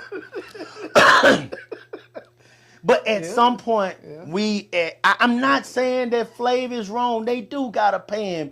But at some point, like, what will you stand for? This comes down to the old shit that we've been hearing for generations. What will you stand for? You can't say it. Look me in my face like they did on that roast and say whatever the fuck you want to say to me. This is me. My heart too big for it. I got too much pride. You can't say that to them black women. Those are still queens. They still queens in my eyes. And you can't say that to them in front of me. Not without me saying something. I'm going to get the fuck up and walk off before I fuck this show up. That's what I'm going to say when it come to me. Hey, let me, Coop, what you think about the Kevin tonight? I think I better get the fuck up and walk up off this show before I fuck something up. I don't want to fuck the show up. Obviously, all y'all are having fun. So I'm going to get the fuck up and go on home. Well, I should have kept my black ass at in the first place. That's why I don't go nowhere. Y'all, everybody want Coop. I get in trouble a lot of times, do right, because, God damn, Coop, man, you don't never come out. You don't want to spend no time with nobody, because I ain't shit no more, guys. I wasn't shit for different reasons back in the days. Back in the days, I wasn't shit because I was always trying to get up in some girl's drawers. I was always trying to goddamn sneak in somebody's window. I was always waiting at the corner when her grandma went to church. I was always waiting at the corner when her daddy went to work. I was always doing some bullshit. Now I ain't shit, guys, because I have no tolerance for silly shit no more. I don't want to be fucked with. I don't want to be joked with. I don't want to be messed with. Coop bougie now. Coop got grease on his legs. Coop got this in his hair. Coop like to paint his beard. Fuck y'all.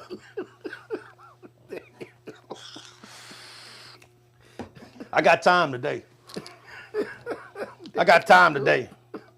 Fuck y'all. I ain't got time for that shit. Not that. Not that. I got time to tell you I don't give a shit. I'm going to do what I want to do. I'm going to hang with who I want to hang with. I'm going to hang with people that enjoy my time. I'm going to hang with people that I enjoy their time. I like Do Right. Do Right don't agree with everything I do. I agree with. I don't give a shit.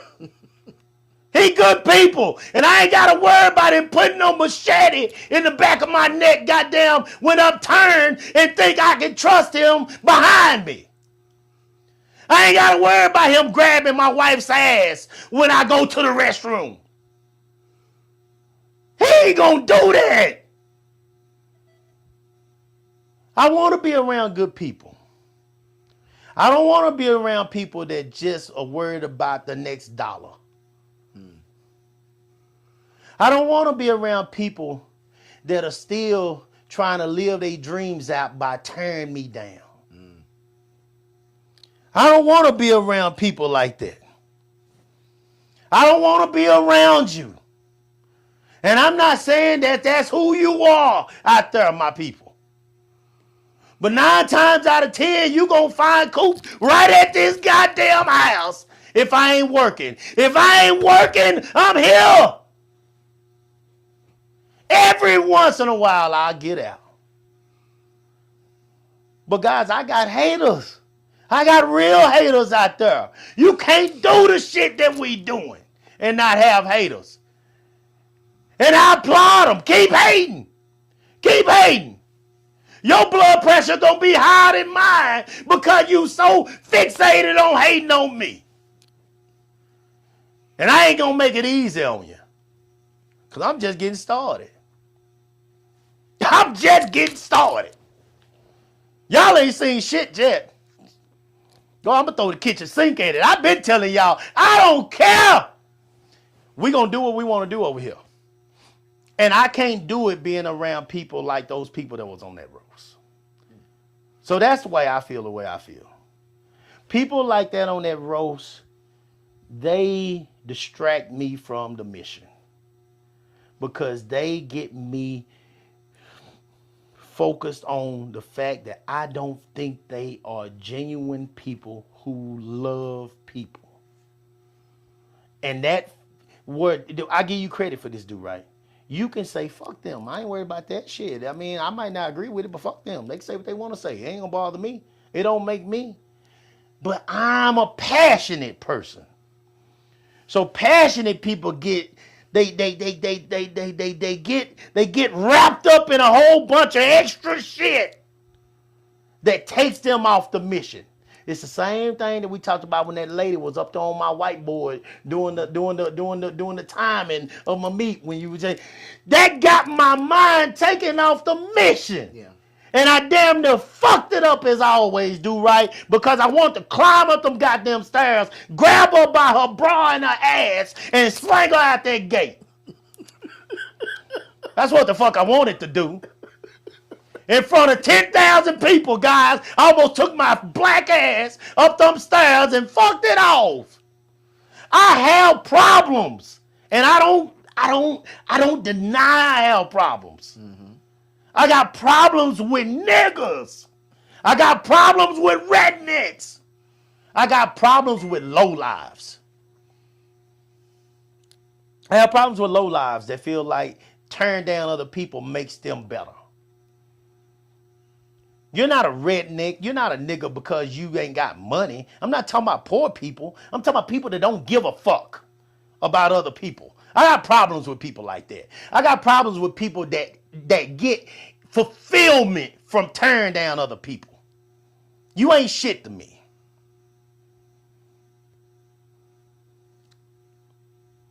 You're not. You're not.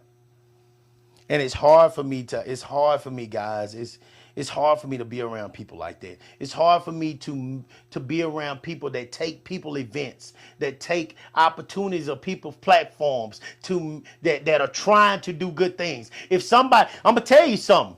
Do Right gonna have to watch me, Lord bless, when I make it back from San Antonio, from that regional meet for his event. You know why? Because I know what it means to him. I know how hard he's been working on it. And if somebody's over there acting a goddamn fool, I'm going to try in the best way I possibly know how.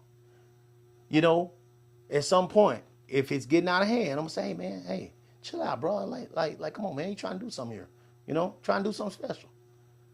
You go, oh, fuck you. Okay, cool. Just cool. I'm gonna have to do some. I'm gonna have to do some. I'm gonna have to do something. I'm gonna have to do something. Like I'm gonna have to take some. Like, okay, please, whoosh. I don't want to say woosah. I mean, but whatever, something. I'm gonna have to do something. I'm gonna say, please, man, please, dog. Like I'm serious, man. Like let's just take it outside. Whatever you're going through right now, like let's just take it outside. Take some deep breaths, man. Get you a goddamn cigarette, shit. I'll find you a motherfucking Newport if you need it, and get you a drink or whatever. Let's just take it outside and chill for a moment. Fuck you! God damn. Here we go. And it's gonna take everything in me because I do not want to be the one, and I will not be the one that ruins Do Right event. But it's gonna take everything in me to not try to put my fucking hand through his nose. Because I can't stand people that, guys, it ain't about me not being able to take somebody saying, fuck you. I can walk away from that shit. It's not about me. It's about the fact that it's his. And I don't want to be the reason, so I'm not going to do it. But it's just, I can't stand somebody that wants to make somebody else's hard work about them. To me, you're just taking a dagger and you're sticking it down his back. Yeah. That's what you're doing. That's what you're doing. He's been working hard on it all year. I don't give a fuck if he have 20 viewers or 20,000. It's his event. And he's been working on it all year long. And for you to just take that moment and just make it about you, you ain't shit to me. I don't care what somebody's business is. I don't care how much you respect it or don't respect it. It's their business, and they've done their best to make it something special for them and the people that it is benefiting. Whether it's the employees, whether it's the spectators, whether it's I don't care who the fuck it is. But they have done the best to make it the best for them and their people. And you want to come in and goddamn make this shit. I don't know if these comedians knew about all this, because they said they had 13 other people writing this shit I don't know if these people knew from the beginning. I don't know. Do right, you probably right. Kevin might have known. And if he knew, he's a fucking asshole to me too. It's his event though. But God, it's hard for me to believe that Cheryl Underwood knew that she was going to get done like this. It's hard for me to believe that this woman knew that they were going to talk about her suicidal husband that killed himself. It's hard for me to know that she knew they were going to do her like this. It's hard for me to believe that. It's hard for me to believe that Kevin Hart knew that they were going to say he's so short that he'd have to get lynched by a bonsai tree. That's actually a good joke, but it's a fucked up joke. It's a fucked up joke. When you say the word lynch with black people, that's fucked up to me. That's my opinion. That's opinion. Y'all might not agree with that, but to me, that's fucked up. You know, I saw on here where Ricardo Richard said, you know, you do right. He say you didn't grow up like, yes, he did. He grew up just like us, Richard. He grew up in East Texas. He knows. He knows. He grew up in the Triangle. Beaumont area, right? Yeah. Yeah. He knows. Right next to Vada. Right next to Vada. He grew up in. He knows. Yeah. He knows. So I applaud him for not allowing that to get to him. I really do. I'm serious. I'm not joking right now. I really do applaud him for not letting that get to him, because I gotta, guys, I'm really working on myself. But working on myself, a part of that is staying away from people that I feel, man, I got a lot of, I'm gonna be honest with you, I got more black haters out there than white. That actually give a fuck about me and what I'm doing right now. Right now. That's going to transition in a little while. I ain't going to lie to y'all. It's starting to get big. It's going to transition. Well, what I've noticed about a lot of white people, guys, is they're not worried about you as long as you're at a certain level. Mm-hmm. White people don't start really fucking with you until you start fucking with their money. Yeah. So I'm just not there yet. But it's coming. It's coming. And so we'll see what happens then. But right now, I got more black haters than I got whites. I got more black, you know, and at this, we're in a society, we're in a generation now where anybody will put a fucking bullet in you. So, you know, it is what it is, you know, but I do not like that. Don't, there are certain words that you just can't say around me. Lynching.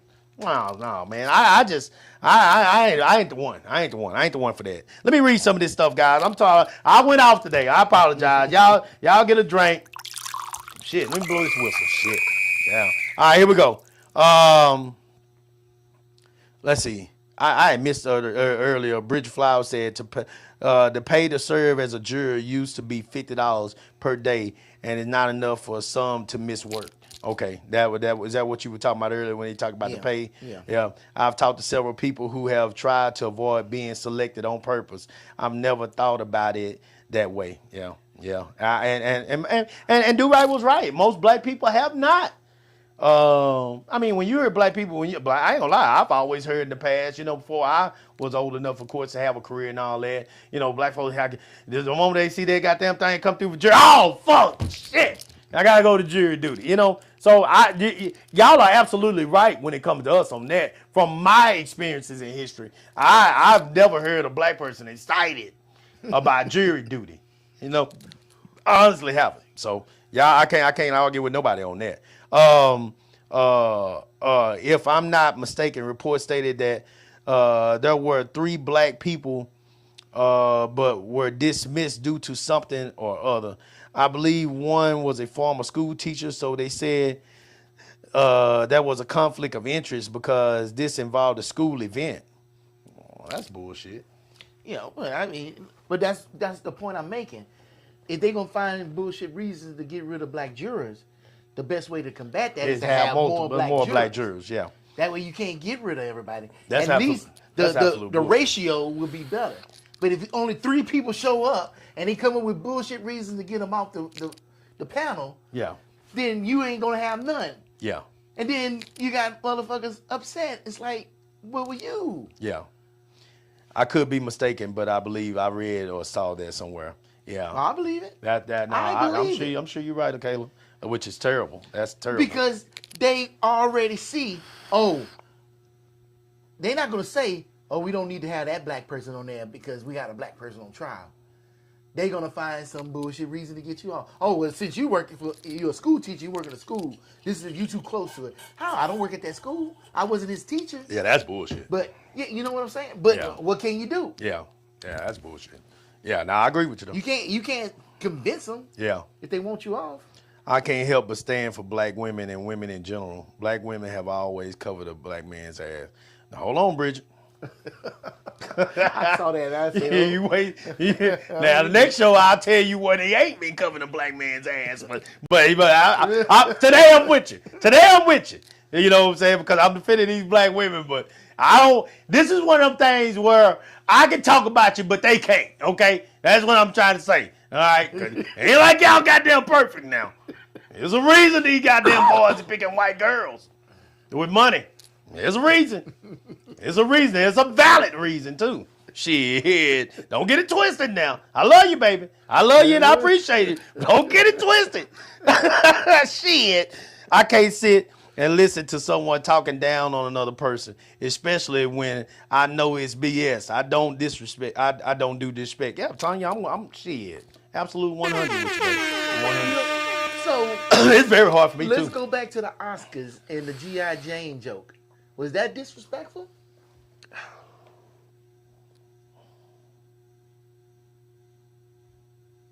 I didn't think so. And in lieu of all these other jokes, does that joke even sound disrespectful now? Well, here's the deal. And warn Now, there might be women in here or men that think that the G.I. Jane joke was disrespectful. But one thing they can't say is it wasn't. They can say is it wasn't racist. Okay. I think there's a difference in the word disrespect and racist, right? Well, a difference between disrespectful and racist? Yeah. I guess it's a difference, but I think you find disrespect in racist. Right. I mean, yeah. If you blowing out racist jokes, I mean, of course it's disrespectful, Yeah. but disrespect is a large term. Racism is specific. This is specific. It's a specific disrespect. Yeah, specific disrespect. Okay. Yeah, So it is disrespect, but it is. We talking about something that it hits different. Now, Jada was bald headed. For whatever the reason, alopecia, whatever it is, whatever the reason is, she was bald headed. As Chris said though, not like I'm comparing you to some trash here. At the time, what's her name? Sinead O'Connor? What's her name? He said Sinead O'Connor. What's her name? What was her name? Who was her name? Demi Moore. Demi Moore. Shit. Okay. Shit, I couldn't remember who the hell it was. That was funny, Yeah, my though. bad. But she was bad. She was bad. I mean, am I wrong? Yeah, it was a good movie. For a white it wasn't woman? like it was a trash movie. It wasn't a track. No, let's be specific about what I'm talking about. Demi Moore was bad. Yeah. I mean, you might not be into white women, you know what I'm saying? But if you into a white woman, Demi Moore was bad. That woman was bad in that movie. That woman was fine. Oh, that's the bad you're talking about. When I thought you was talking about bad for what she was overcoming in the movie. She was bad. Hell yeah, she did a great job in the movie too. Yeah, so it's like that was a superwoman. We comparing you to a woman that supposedly is breaking lines in the military, and she's going against all odds and saved her head. I don't know what he was, lieutenant. Then they call him lieutenant, commanding officer. Commanding officer. Yeah. I can't remember what his exact rank was, but yeah, she saved him in the line of duty. We talking about a fucking hero in this movie. I mean, he wasn't comparing you to Halle Berry and goddamn Jungle Fever. Oh. A crackhead. He wasn't comparing you to himself in New Jack City. Shit. He comparing you to a fucking hero that is in the best shape of her life. Yeah. And it's bad. And I'm gonna tell you, Demi Moore. I can't believe I ain't remember her name because I cut it for Demi Moore. I cut it for Demi Moore. Demi Moore was on my short list. When Indecent Proposal. Okay. You don't remember Indecent Proposal? Well, old boy came along and offered her $1 million to sleep with her for one night. That was Demi Moore? Shit, yeah. Oh, I don't remember that. Okay, go ahead. Bad. Continue. Yeah, and she was. And remember the one with strip tease? Yeah, I know. That's the one I thought you was gonna say. Shit. Shit. Old boy was cutting for us. Old Burt Reynolds was cutting for us so bad. Goddamn, he told his damn assistants to go in the laundromat and get some of the lint from washing her drawers so he could smell it. Shut up. Sorry, nasty ass. That's bad, though. But But that's ain't not that bad. bad to me, but okay, sure. She not bad to you? Not that. No. I'm talking about I'm not saying that might not be your stilo, but No. she was bad to me. I cut it for Demi Moore. I I was opportunist. Look here, all comers. Now I ain't gonna lie to you. I was afraid to holler at white women. But I was afraid to holler at white women. I was scared. I ain't gonna lie. Richard talked about it. Just some of the stuff we saw growing up. I was scared. I wanted to live. Shit. I rode up. I have rode up and seen a Klan meeting. I rode up on it. Bonfire right there. We tried to get our black asses out. I'll never forget that night. Some of my boys, they'll come over here, they can tell you this. I ain't lying. I think that was Tro and Bubba with me that night. We riding out trying to find a goddamn clean out toward Grofton. They'll know. It's some redneck shit out there. And then we down these dirt roads. I'm in my Grand Prix, man. I had that big shit. It could get up off that ground, boy. Do right. Now we ride down some dirt road, and we literally trying to find this trail ride, and we ride back there, and I mean it's a big ass bonfire, and all these white sheets around that bonfire. Dude, I ain't never been so scared in my fucking life. When I tell you, I swung that goddamn car. And I put my foot I tried to stick my foot through that goddamn floor. like the Flintstones. Woo! I was so goddamn scared, dude. I ain't never been that scared in my life, man. I had that car off the ground all the way to Crockett. Hey, if I would have got stopped, I promise you, I don't know what that ticket would be. I can't remember how fast that car could go. But wherever it could go, I had it to it.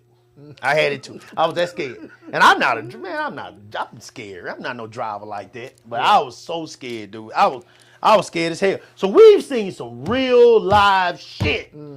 This is real shit. I've seen it. I seen it. I seen it myself. Okay? It's real. These motherfuckers wear them sheets. I ain't talking about no goddamn march through the middle of your town and shit. No, they still have backwood meetings.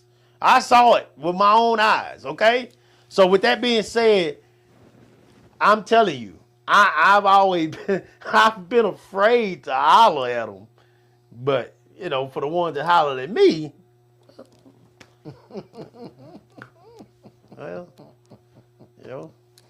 shit happens, It happens. Yeah, I enjoyed some of them times too. So, it is what it is. Hello. Now I know I know there's a lot more comments. Yeah, son of them just came in. Hold on. Let me see here. Kevin Hart is not going to say anything that will interfere with his money. See? Yeah, that's what. Yeah. Live here, don't give a damn. You have to stay alert and choose what give your energy to. Yes, Kayla, I totally agree. Poor mentally, spiritually, and morally. Yeah. What's the triangle? Shit. That's Golden Triangle. The Golden Triangle. Yeah. That's what The it Golden Triangle. I knew it's called the Golden. That's Beaumont, Port Arthur and Orange. Port Arthur, and Orange. Yeah. Love who you please. Love who you please. You know I'm speaking true. I don't think the G.I. Jane reference was disrespectful. Yeah, see, Tanya said it wasn't disrespectful. Yeah, but look at, like you were saying, if you was on that panel, you would have to get off of there because somebody should have got up and did something. Oh, I would have. So, and that's the thing. It's But like, because it was racist, though. And I mean, it was real bad racist. I mean, and it kept going. I think I could have made it with one or two of those. I don't know if I could have made it with the George Floyd. I think that would have kind of got to me. But I think I could have made it with one or two. I was like, okay, all right, you know. But as it kept going, and then and then the moment they went into Cheryl Underwood, I'm telling you, wait till you go see it. Then you'll know. And think about Coop. Just think about me, I'ma your boy. watch it. When I Think get about home, your I'ma boy. watch it. And I'ma watch then the whole thing. you already know. You be like, yeah, Coop wouldn't have made it through that. He wouldn't have made it. I promise you. I promise you. Just think about me. I wouldn't have made it through that. I'm just not a bullshit ass nigga. You just can't say anything in front of me. And you can't keep going. And I mean, I would have looked at Cheryl. I think the moment they said that about her husband. Her husband, the suicide part about her husband, I think that would have ticked me off to the point where it'd been like, okay, that's enough, and I would have grabbed Cheryl myself. Bring your ass on here, let's go, you know. And I wouldn't have been asking her. I would have been telling her at that point. I said, man, hey man, I love you. I'm not about to sit here and let you listen to her, Regina Hall, all of them. Would have said, man, bring y'all ass on here, let's go, let's get the fuck up out of here, you know. And if Kevin would have said something, Kevin would have been smart to probably let me walk on out of there at that point. You know, if he would have said something, then Kevin, man, yeah. well, it would have got ugly for you. On some Will Smith, probably Chris Rock type shit. You know? I'm gonna tell you a story that I heard from Steve Harvey. Okay. He talked about what was the guy from the Green Mile, big black guy. Oh yeah, with when he played it When he Planet of the Apes. Planet of the Apes. Yeah. And he said Duncan. Yes. Yeah. He said, man, I don't know how you sat up here and let them talk you into playing a damn monkey in a movie. Yeah. I'd have never done no shit like that. Yeah. And Duncan said in the quietest voice he could, that quiet, that gentle giant way. Yeah. He said, well, Steve, they paid me that $20 million. And, you know, I decided to go ahead and do it. And then what Steve said, $20 million. Shit. He said, I'd have played cheetah in that motherfucker. Shit. He said for $20 million, I'd have painted my whole asshole pink. Right? Yeah. Now, listen to what he's saying, though. And think about this one thing. He's saying that everybody's for sale. Well, That's what I heard. That's what you heard. But I always think about this. Money brings problems. Yeah. A lot of money brings a lot of problems. Yeah. And they got lots of money. We don't know their problems. We don't experience those problems. We never had them problems. We only got little money problems. I We got have big money no problems. clue. And with them kind of problems, them big problems, I'm not surprised at some of the shit they fucking compromise themselves on to sit up here and try to get from under them problems. But they already got money. Just because you think they got money don't mean they got money. Look, you don't think Kevin Hart has money? Hold on. You remember Wesley Snipes? Well, yeah. He wasn't paying his taxes. But Wesley Snipes had money. Yeah. But how you going to jail and you got money? Just pay the taxes. Yeah, he wasn't paying his taxes. I mean, and sit up here was a fool to sit up here and trust somebody. that's on him. Supposed to- I pay my taxes and I'm broke. And so you that's think about him. these people with this money, and you know they ain't doing everything they're supposed to do with their money. How many of them's ducking the government trying to get their money and shit?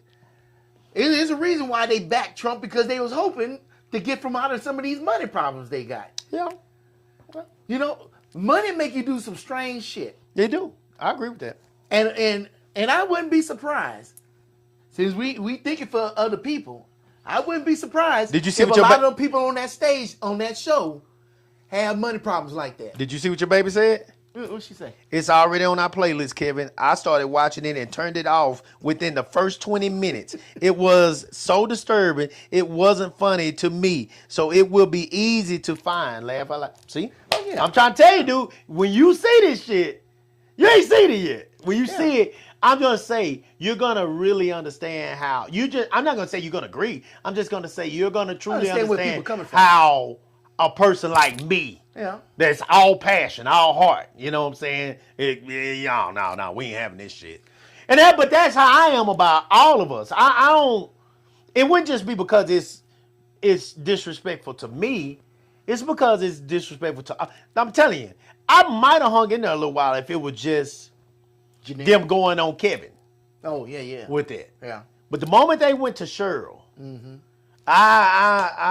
You checked out. yeah. I don't understand how. And Bridget Flowers, and like Bridget said earlier, she's always getting dogged, man. I get angry at the message that it's sending, because again, I told you about how my grandma told me to make sure that I got with somebody lighter, and to me, dog, that's gotta be in Cheryl's mind that people think I'm ugly because I'm dark. Well, that's like the lady that played on Saturday Night Live and on Ghostbusters. What's her name? The female comedian. She says the same thing. I know you're talking about crazy, kind of thick. Yeah, I know you're talking about. I forget her name. She says the same thing. Yeah. And what's his name that played on How to Get Away with Murder? Oh, I love her. I love her. Oh yeah, I love her too. But she says the same thing. I remember somebody made a comment about her. They said she was a unconventional beauty. Yeah. I mean, look, I get it. Don't get it twisted. I understand what it is that y'all saying. Because when I heard that unconventional beauty, I'm like, well, that's just another way of saying that somebody don't look good. No, not Whoopi Goldberg or Kayla. No, not Whoopi in The Help. She played in The Help. She just she recently played in the movie with the women that were fighters. She was a warrior queen, the warrior king. The warrior king. God damn, why I can't think of nobody fucking name? Woman king. Yeah, why I can't think of nobody fucking name? I can't think of her name. I never get her. God I get her damn. confused with somebody else. I'm just out of there, man. These damn allergies, man. Shit. I normally be on it. I'm normally sharp. Viola Davis. Thank you, Tanya. Yeah. Thank you, Tanya. Yeah, Viola Davis. Yeah, when they said she was unconventionally beautiful. Fuck that. I'll date Viola Davis right now if I was single. I like Viola Davis. Why even make that comment?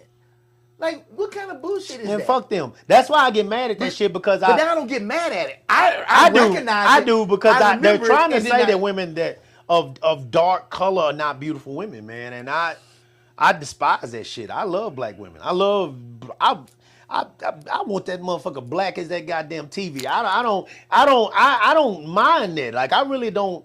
Don't get me wrong. Mine is paper sack brown, but I have no problem with a. I have no problem You with come up with a different explanation of that color. Shit. Paper sack bill. paper sack good, brown. man. Fuck that goddamn clear bag. My baby paper sack brown. My baby paper sack brown. You paper sack brown, and I tried to fit myself in that bag. I tried to fit in that bag. Shit. My baby paper sack brown. Shit. Them old Brookshire Brother bags. Y'all don't know nothing about Brookshire Brothers, do you? Man, when you say Brookshire, bro, that sounds better than paper bag. Paper sack. She paper sack. It's a paper sack. I don't do that plastic. We ain't doing plastic over here. Goodness. I got my baby paper sack. Shit. Oh, you said Whoopi was on Ghost. Yeah, Whoopi Goldberg she was another on Ghost. one, though, too. Whoopi's another one. Yeah, they all used to catch them strays back in the day, and it's always been like that. And the sad thing is, they catch them from all sides, from their side and the other side. That's the fucked up thing. Whoopi still catch them because she talks about politics a lot on her show. Oh now, yeah, so she gonna catch that. But but before that, when she was just making movies, Yeah. and doing comedy, she was catching strays. Yeah. They didn't see her as a beautiful black woman. And I'm like, I don't see why not.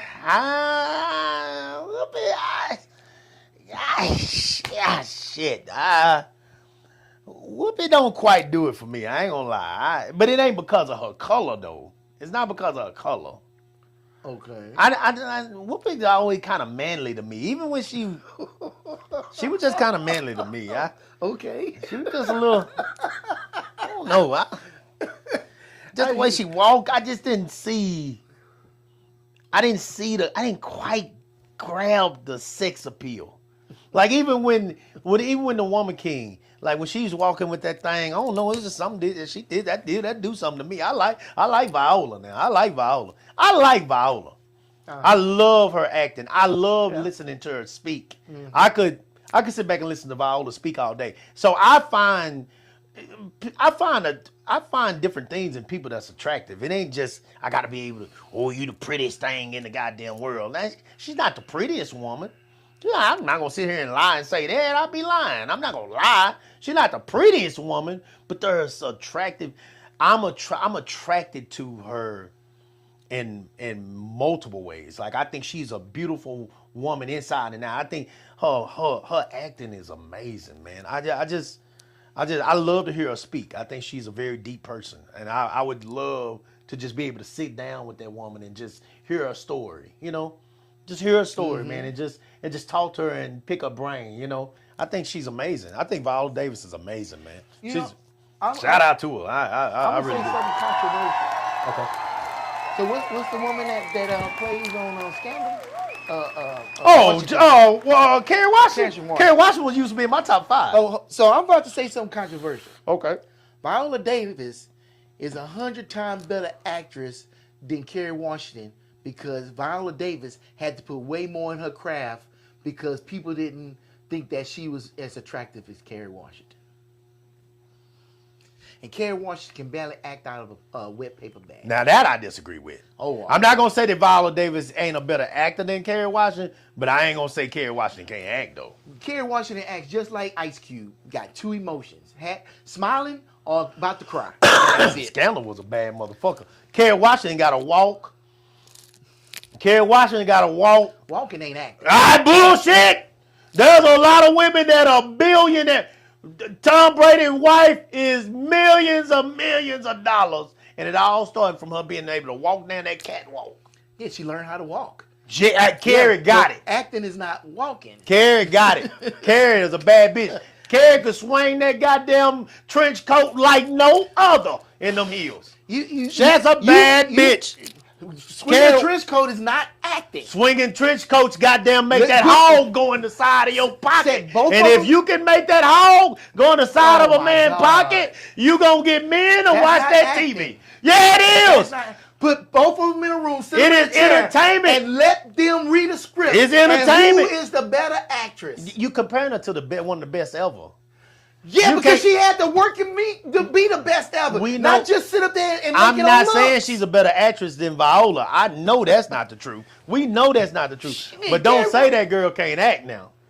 That girl can act. And it takes something to be able to swing that trench coat. If you name the top 10 best black actresses, you think she make the top 10? I think her sex is trash the way she do it in them scenes and that show. I want to make sure I say that. I think her sex is absolute garbage. I believe it's garbage. But the way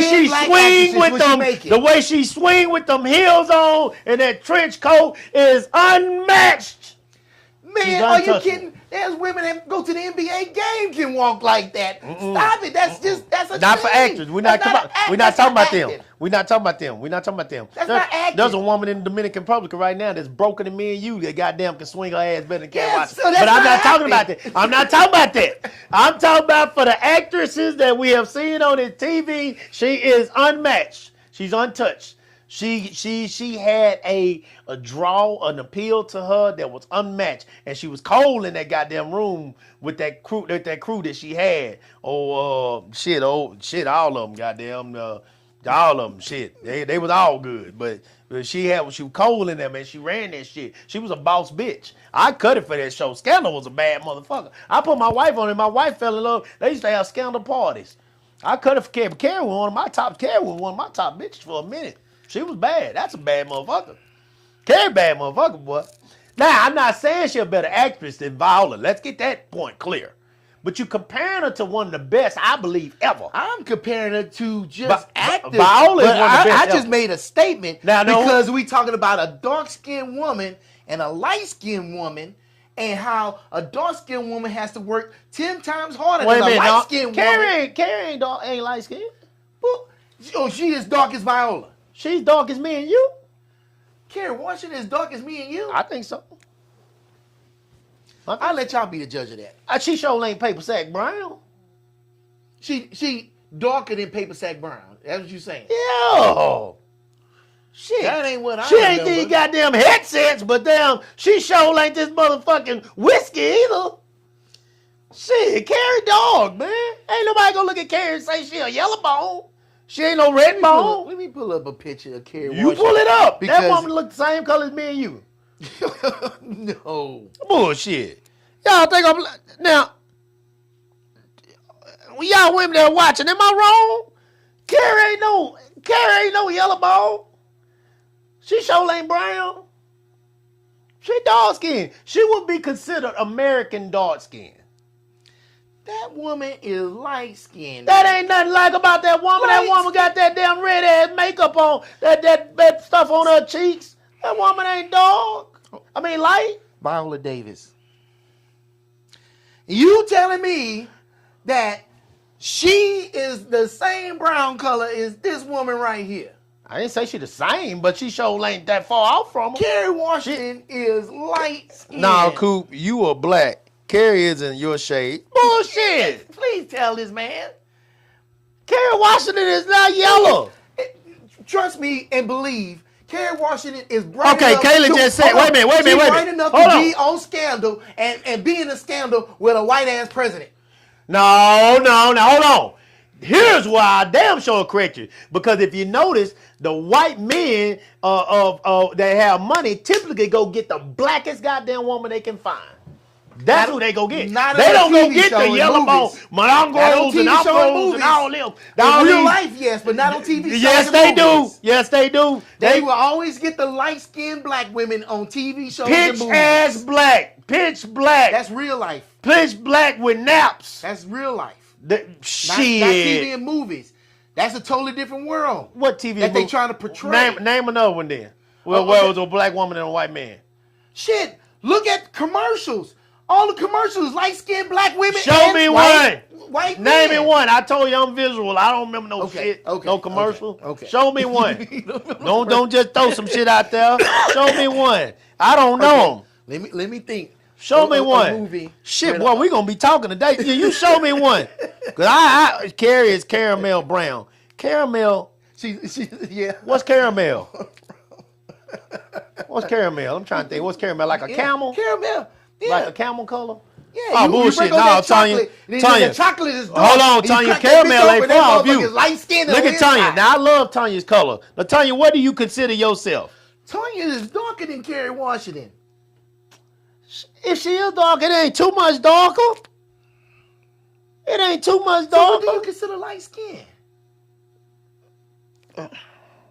Oh. What is Sanaa Lathan? Oh, that's a good question. What is Sanaa Lathan? Your baby light skin. Oh, yeah, she is. Your baby a yellow bone. Sanaa Lathan. Your wife is a yellow Yeah, bone. she light skin. That's light skin. Yeah. Carrie Washington. the same color. No, the hell they ain't. No, the hell they ain't. No. Yo, now I know the fuck I ain't colorblind. Blind. Okay, Tanya says she's chocolate. Okay, Yeah, Tanya. there you go. Okay, I get that. I understand that, but Oh, wait, ask her if she feel like Kerry Washington the same complexion. damn near. No, damn near. Damn near. She said caramel brown. Wait a minute. Look, Anyway. the lighter you are, the different your position gets. She's Unfortunately. not. She's not Whitley. No, she's not Whitley. No. Whitley is a yellow bone. Oh, but there you go. Whitley ain't had- You gave me the damn example you looking for. No, I didn't, because Yes, Whitley you did. ain't acted in shit since goddamn That's different it. world. But in that movie, who was she with? Who was she with? Who was she with? In what movie? Whose girl was she? In what movie? The movie you talking about, Harlem Nights. Who girl was she? Eddie. No, she wasn't. She was Cantone's girl. Oh shit. Man. That's the She only wasn't one. the dark. She wasn't with That's the dark. the only one. He was with the lightest one in the movie. That's the only one too. That's the only one you can name like that. You can't name another. No. You give us enough time, we'll name them both. You because can't name they put the light skinned women in movies with the white men. Trash. That's what they do in Hollywood. Well, that ain't the real life. And it's not real life. That ain't real life. That ain't real life. Cause they do not get with them. Well, what is Halle Berry? Oh, Billy Bob knocked her down from the back. What is Halle Berry? Oh, yeah. She paper sack. Oh, she paper sack, bro? Man, Halle Berry is not no yellow bone. Now y'all say that I'm done. I didn't say yellow bone. I quit. I never said yellow bone. I quit. It's time for an eye exam, Coop. Ah, goddamn, man. You said that? Who said that? Tanya. Goddamn. Goddamn. Caramel is equivalent of paper sack. Okay. So nah, bullshit. Kayla, that woman ain't. I'm absolutely not the same color as Carrie. Bullshit. Oh my God. She's closer. Let me say, she's closer to you than she is to my wife. And Kayla just called her Caramel is equivalent to paper sack. And I tell you that's bullshit if y'all gonna call Carrie Caramel. That's bullshit. Carrie is lighter than your Carrie wife. is not my. Oh, I quit. Y'all think they the same we color? want to thank y'all for coming on to the show. I quit. Fuck this show. We want to thank y'all for coming on to the show. We appreciate y'all. Like, share, subscribe. This has been awesome. This has been a good show. Guys, I just want to make sure that we are taking care of one another, defend one another, do not accept bullshit from people, and keep in mind that if people keep talking to you about another person, you got to look your goddamn self in the mirror and ask yourself, why the fuck do people feel like they can keep talking about this person and disrespecting this person in front of me or to me? Maybe you the goddamn Uncle Tom. That's what I got to say about today. What you got to say? And don't say nothing about no colors no more, because y'all trash. Oh, y'all trash. Oh, y'all trash. Trash. Try. Oh, y'all trash. Oh, y'all trash. Oh my gosh. Oh, y'all trash. Oh, we gonna get Cooper color. You know, test. goddamn royal, y'all wrong. Oh, y'all trash. Oh wait, maybe I gotta get my thoughts together. Hold on. I'm done. I'm talking to y'all about that. You do, you fat motherfucker! I'm talking to y'all about that. This was a good show, boy. What color was Miss Parker? Miss Parker? What color was Miss Parker? No, Miss Parker was light skinned. What is light skin? Cause it's a difference between light skin Hey, and y'all red can't bone. say light skin no more. I'm tired of this light skin because y'all say light skin. That don't mean shit. Like, Miss Parker was a red bone to me. Oh, that's a red bone? That's considered a red bone. Okay. Miss Parker was a red bone. Okay. It is a reddish color to her. She light skinned, but she got a reddish color to her. Okay. She's To red. me, Now, am I wrong now? Now, let me see what these goddamn people gonna say. Let me see what they gonna say. I love y'all. As we wait. I am To me, multi light shades of skin brown. It's not necessarily. Yeah, Kayla say she multi shades of brown. Shit, cause you out there doing the summer track here. Yeah, you gonna be. Shit, it is. Y'all change colors like chameleons. Shit. Kaylee said, you see what else she said? What? Don't get mad at us because you don't know your colors. I don't pay attention to midgets. I don't pay attention to midgets. That's short stuff. That's a midget. Don't pay Y'all attention gonna to kill midgets. me today. Don't pay attention to midgets. For me, light skin is a line, and those results is what determines if you light skin or dark skin. A bullshit? What? For real? A bullshit? Shit. A bullshit. Light skin, you get different results than when you dark skin. And if you Back in the days, absolutely. shit today too. What are you talking about? A light skinned girl could go to the bar and get hollered at by more black dudes than a dark skinned woman. Man, to it's this day. I don't believe that, man. There's some beautiful You ass better black start women talking out to here. some dark skinned black women then. Tanya is the darkest woman on here for sure. Okay. Okay. Tanya, is that true? Is that true? If she's still on here, is that true what he just said? Because I think Tanya's a beautiful black woman. So and there's you no can't tell me question that about she- that. There's no question about that. You can't get me. But She don't go to no goddamn. She ain't going no goddamn bar. Look here. This is how we used to map it out. Mm-hmm. Okay, you walk in the bar Are you a girl that's gonna get? Say you walk in the club. Mm-hmm. This is how you separate yourself from late night hype. Okay, late night hype is the women that got hollered at 12:30 and below. Okay, yeah. this is you done struck out a few times. Yeah. Okay, if you looking at night, are you that woman that get hollered at 10 to 12, somewhere in there? Okay. If you getting hollered at 10:15, you sit down at a table 10:20 at the bar 10:20, 10:10. You ain't even goddamn got your ass down in the chair yet. Nigga already walking up offering you a drink. You a bad bitch. Okay. You a bad bitch. You that bitch. You know. Now you can't tell me that these dark skinned women now are walking in the club, and because they dark skinned, they ain't getting hollered at till after midnight. Tonya said, yes, he's right. Man, fuck that, Tony. I don't believe that shit. And you need to change the fucking places you going. Fuck that. And that's a beautiful woman. Fuck that. I don't believe it. I'm not believing that shit. I don't believe it. See, that's the shit that pisses me off. That's what I'm telling you. You can't tell me this shit. I get pissed about shit like that. But you shouldn't get pissed. You should listen to understand the reasons why so you can help change people's minds. Because you know where it starts at? It starts with us. We the ones sitting up here creating this standard. It ain't the women. Hell, you just said, look, let's keep it real. I'll be 100% with you. The last 3 women I had a relationship with was definitely light-skinned.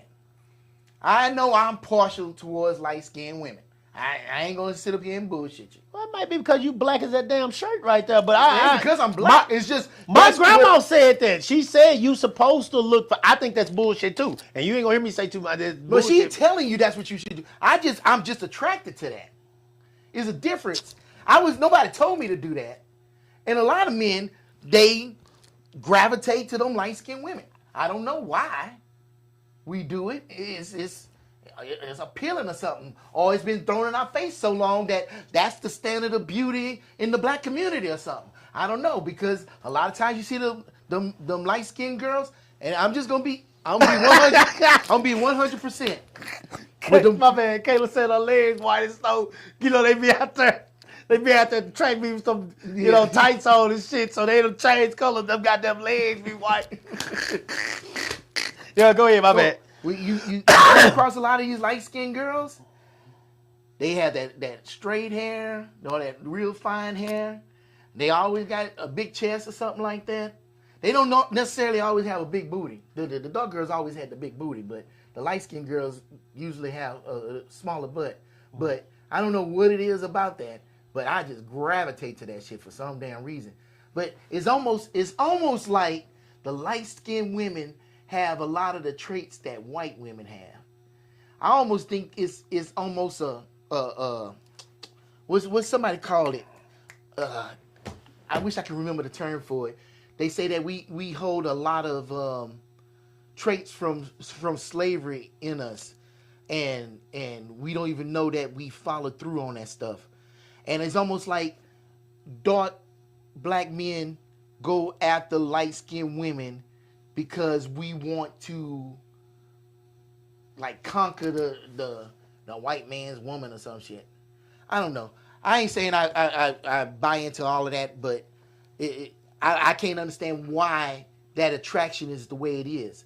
And so with that, our dollars go towards that. So if our dollars go towards that, then that's what's pushed in our face, and then that becomes the standard of beauty, and then beautiful dark black women get left out in the cold because the dollars is not going towards them. You know what I'm saying? No shit. Because, I don't know what you're saying. I don't agree with none of that shit. I ain't saying you got to agree with it. I hear you. All I can do is listen. I've never really honestly dug deep into that. That's something I really don't know about. And so I just know my feelings are so different toward that I don't want to even hear it. But I do understand that there people He said I'm think doing different. guy math now. It's called mansplaining. I guess I'm mansplaining, but I mean, it's just it's shit that I observe, and it just. Quinn said, "What's light skin to you, Coop?" I don't like using the word light skin. Because I don't know what that means. It's so broad. I don't know what light skin mean. I don't know what light skin mean. Like you ain't light skinned. You gotta be. I know goddamn well I ain't light skinned, and glad I ain't. Shit, glad I ain't. We know for a fact that what we at is not it. Yeah, I'm motherfucking. What's them damn black things? Them balls, black dot balls. They candy used to you could eat. I mean, not black. They chocolate balls of candy. Raisinets? No, duds, milk duds. You ain't no milk dud. I'm milk dud brown. You are not milk dud. I'm milk dud brown. Yeah, you are colorblind. I'm not milk dud. No, I'm darker than you. you are not darker than me. I'm darker than you, Coop. What are you talking about, bruh? You are colorblind. I am not darker than this man. Man, put that camera on both of us. I'm darker than you. Look at my black ass. I ain't darker than you. You just shinier than me, but you ain't. I darker shine than my me. ass out. That's that castor oil, goddamn. Get y'all some castor oil. They got castor oil rub. Amen, Amazon. It come right to your door. Castor oil. Yes, sir. It shine. It shine. Ain't no goddamn. I ain't. They ain't darker. You just shining, boy. Shit, don't look like you'll never see baby powder, goddamn on my goddamn legs. Shit, we shines over here. Turn on the lights for me, baby. Extra bright. So y'all can see me. Yeah. Here we go. All right, listen. Hold on. We gonna get the fuck out of here. You gotta say your last thoughts. I done said mine. Yeah. I done said mine. Hold on. Look at. I know we missed a lot of comments, y'all. Thanks for all the comments. We gotta show it. We got really okay. We're gonna go in. I'm gonna go and do some research. Cause I like doing research, especially about women. So Especially about women. Especially about women. So I'm gonna go do some research, and I'm gonna put down the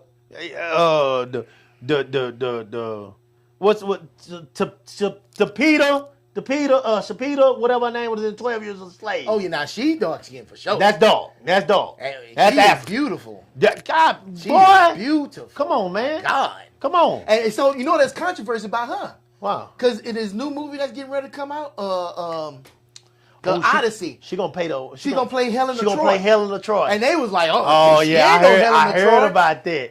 I heard about that. And the funny thing about it, and she's a great actress. in the book, it never says what Helena Troy looks like. Man. So who gives a fuck who plays A whole her? bunch of them black people from the biblical days and those days were black. They were black. There's a whole bunch of black folks in them days. Everybody white. Let me get the fuck out. I don't believe all this shit. All right, here we go. Lupita, that's her. Yeah. That's a bad mother. Lagundo. That's a bad. You know I don't what? wanna I'm gonna say be her honest name with you. I don't think black women were dark-skinned women were as attracted to me maybe as other women. I'm just being real with you. Not like I didn't catch a few, but I'm just saying I don't think they. I'm talking about to go all the way with me and maybe like do the extra. Like I don't think a lot of them were. I might be dead wrong. I don't know. I've always thought that dark black women are beautiful. I'm an equal opportunist. Mm-hmm. I like when them you trying to yellow, throw the hammer, red. yeah, I wasn't one of them. I didn't give a damn. Yeah. You a woman? I'm interested until I'm not interested. Damn, okay. All right. You're a woman. I'm glad them days is over with for you. Oh yeah, man. I'm talking past for sure. Don't never get it twisted. I'm talking past. I'm happily. Goddamn, I didn't put my ring on today. Well, I'm happily married.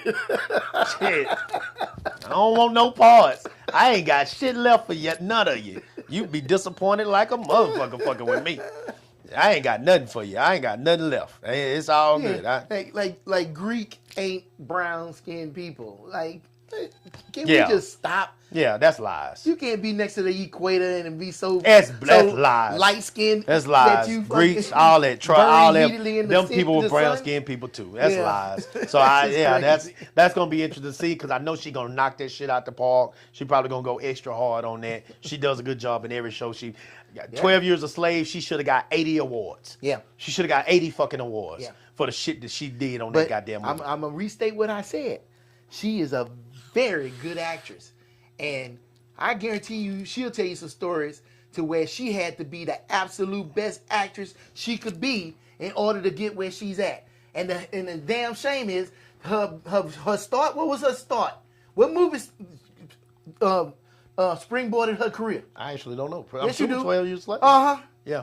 And Because that's she what let I'm that saying. white man fuck her. That's what I'm saying. Is bullshit. It's bullshit. And now she's finna play Helena Troy. You know what I'm saying? Not because, she dark skinned. Oh yeah, tell you, I don't believe that shit at all. I don't They believe can't I deny don't believe her none of the fucking pictures. skills. I don't believe none of the goddamn pictures. What would pictures say? of what? Oh yeah, that Oh, my yeah, God. I don't believe that last supper. I don't believe none of that shit. I don't believe none of that trash. That is an artist rendition. Yeah, I don't believe none of That's what that he trash. see in his head. That don't mean I shit. never have. Never have. When I was young and pissing on myself, I didn't believe that picture. I'm sitting here in this church with all these goddamn black folks around me. I didn't believe it then. Now that I got older and able to study and read for myself, I damn sure don't believe it. So I ain't never paid no attention to that shit. You have faith, you believe, but I don't. As far as them colors, you can kiss my ass. I am colorblind when it comes to that shit. All right. So anyway. And he definitely wasn't light skinned. I don't believe it was light skin either. Whatever the fuck that is. Whatever the fuck that is. All right, man. But I finally You got my closing thoughts. Yeah, your All right. closing thoughts. So, man. if you remember back to Coming to America 2, you remember that movie? No. You probably don't And remember. you shouldn't remember it. Because it was trash, right? Trash. Trash. Because comedy, unfortunately, can really not exist in this day and time. It can't exist. The audience for comedy is not even animal. Hell, did you even know there's a new Scary Movie out? And you remember Scary Movie. And the first Scary Movie was funny. Shit. I've never watched the scary movies because I don't fuck with The Wayans? the Wayans like that. I don't fuck Oh, with really? them. The only Wayans I fuck with are Keenan and Damon. Well, why not? I ain't too goofy. I got too goofy. Oh, okay. It's just too goofy for me. Well, Keenan made Scary Movie. I will fuck him on that too. I don't. And he made I'm Gonna Get You Sucker. That was just as goofy. I have never watched I'm Gonna Get You Sucker. Oh, really? Okay. Never. Okay. Never. I'm not doing it. I'm not doing it. But, comedy back then, man, we rushed to the movie theaters to go see it. We watched Eddie Murphy Raw and all those. We love that comedy because comedy could exist back there in that day and time. Yes. We didn't. We had other things to worry about, other things we were struggling with, and we wasn't worried about what some comedian had to say. Mm-hmm. Today, we not living in them same times. And so comedy has a hard time existing today. Yeah. Because, everybody takes everything personal because we ain't struggling like we used to struggle. That's right. So I get it. I understand, people upset about that roast. I don't even look at it like that. It's comedy. You ain't I don't looking at it at all. And I'm gonna look at it. And unfortunately I'm still not gonna look at it like that because in my mind, I hear comedy, I turn my brain off. I don't look at that shit with a critical eye. If it's funny, I laugh. If it's not funny, I don't, and I keep it moving. I can't even tell you what my favorite comedy movie is. Because I don't take it serious at all. Because fucked up shit is in comedy. Comedy is about being fucked up. You can't That's tell the you root what your of it. favorite comedy movie is. Is that what Yeah, you're saying? I don't take comedy serious. All them nights. I like it as I consider that a good black film. I don't even really consider that as a That's an comedy. absolute comedy. Yeah, I know. Some of the best legends you'll ever come across. But You'll never have, matter of fact, you'll never have another movie get- with I- that many legends in it. I get it. But they didn't play that movie as a comedy. Yes, If you they did. if you look at it in a different light, they played that shit serious. It was some black gangsters living in Harlem trying to get over the mob, and it's a good film. Yeah. I don't look at that as a comedy. To me, a comedy is when they trying to make you laugh. They wasn't trying to make you laugh. What they was doing just was funny. Because in our community, we could see shit in a funny way. What about life? Same way. Same. They wasn't trying to be funny. This shit the situations would make us laugh. Yeah. I ain't that boy's pappy. I'm that boy's pappy. He wasn't trying to be funny. That shit was just a funny fucking moment. You know what I'm saying? It's different. But in that fucking roast, I know they trying to make you laugh. And when people try to make you laugh, a lot of times the fucking jokes come off flat. You really think they were trying to make them laugh? Yeah, I think they in a roast. The whole point of it is to try to make people laugh. Saying that the man can't breathe? No, you missing the point, Cool. Okay, I'm just. You missing the point. Yeah. When I ain't people gonna never try to get it. make you laugh, it usually comes off flat. Okay. You know what I'm saying? A lot of times it's tone deaf because they trying too hard. You shouldn't have to try at comedy. It's if you're funny, you're funny. Whatever. Hell, a lot of times Dave Chappelle can sit up here and have a special and talk about how he feel about politics, and motherfuckers will laugh because it's Dave Chappelle and the way he delivers shit is funny.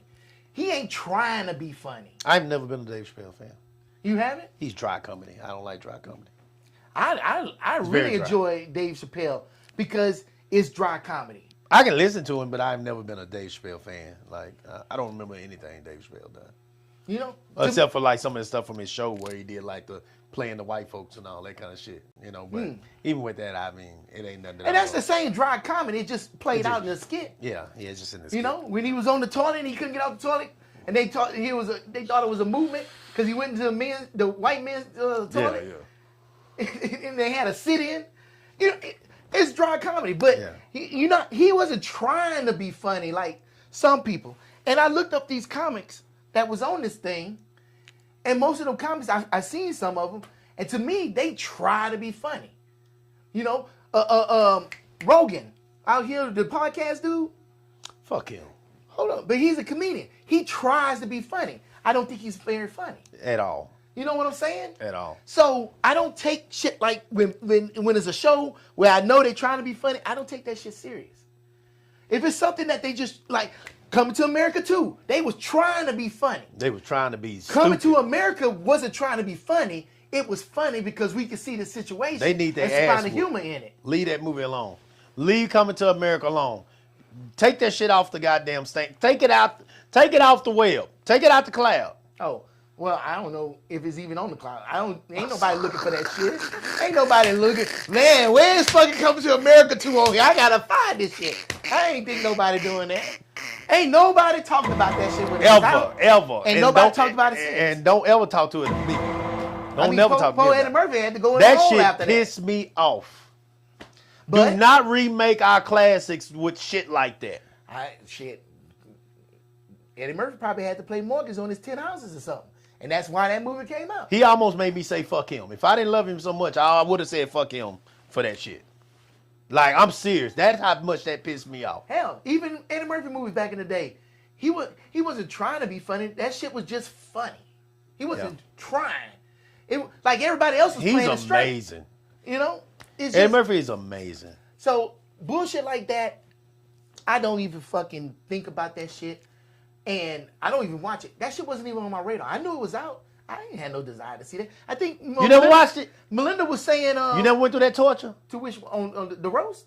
Oh, the roast. Yeah. Oh, my bad. I think Melinda I thought said, you you wanna Coming watch to that? America too. And I'm like, no, I watched it. I watched the whole Oh, thing. you did it too. And I was like, wow, You that shit punished was yourself. trash. You But punished of course I'm going to watch it. It's Coming to America too. They had me on the name. God. I'm thinking, oh, it's back.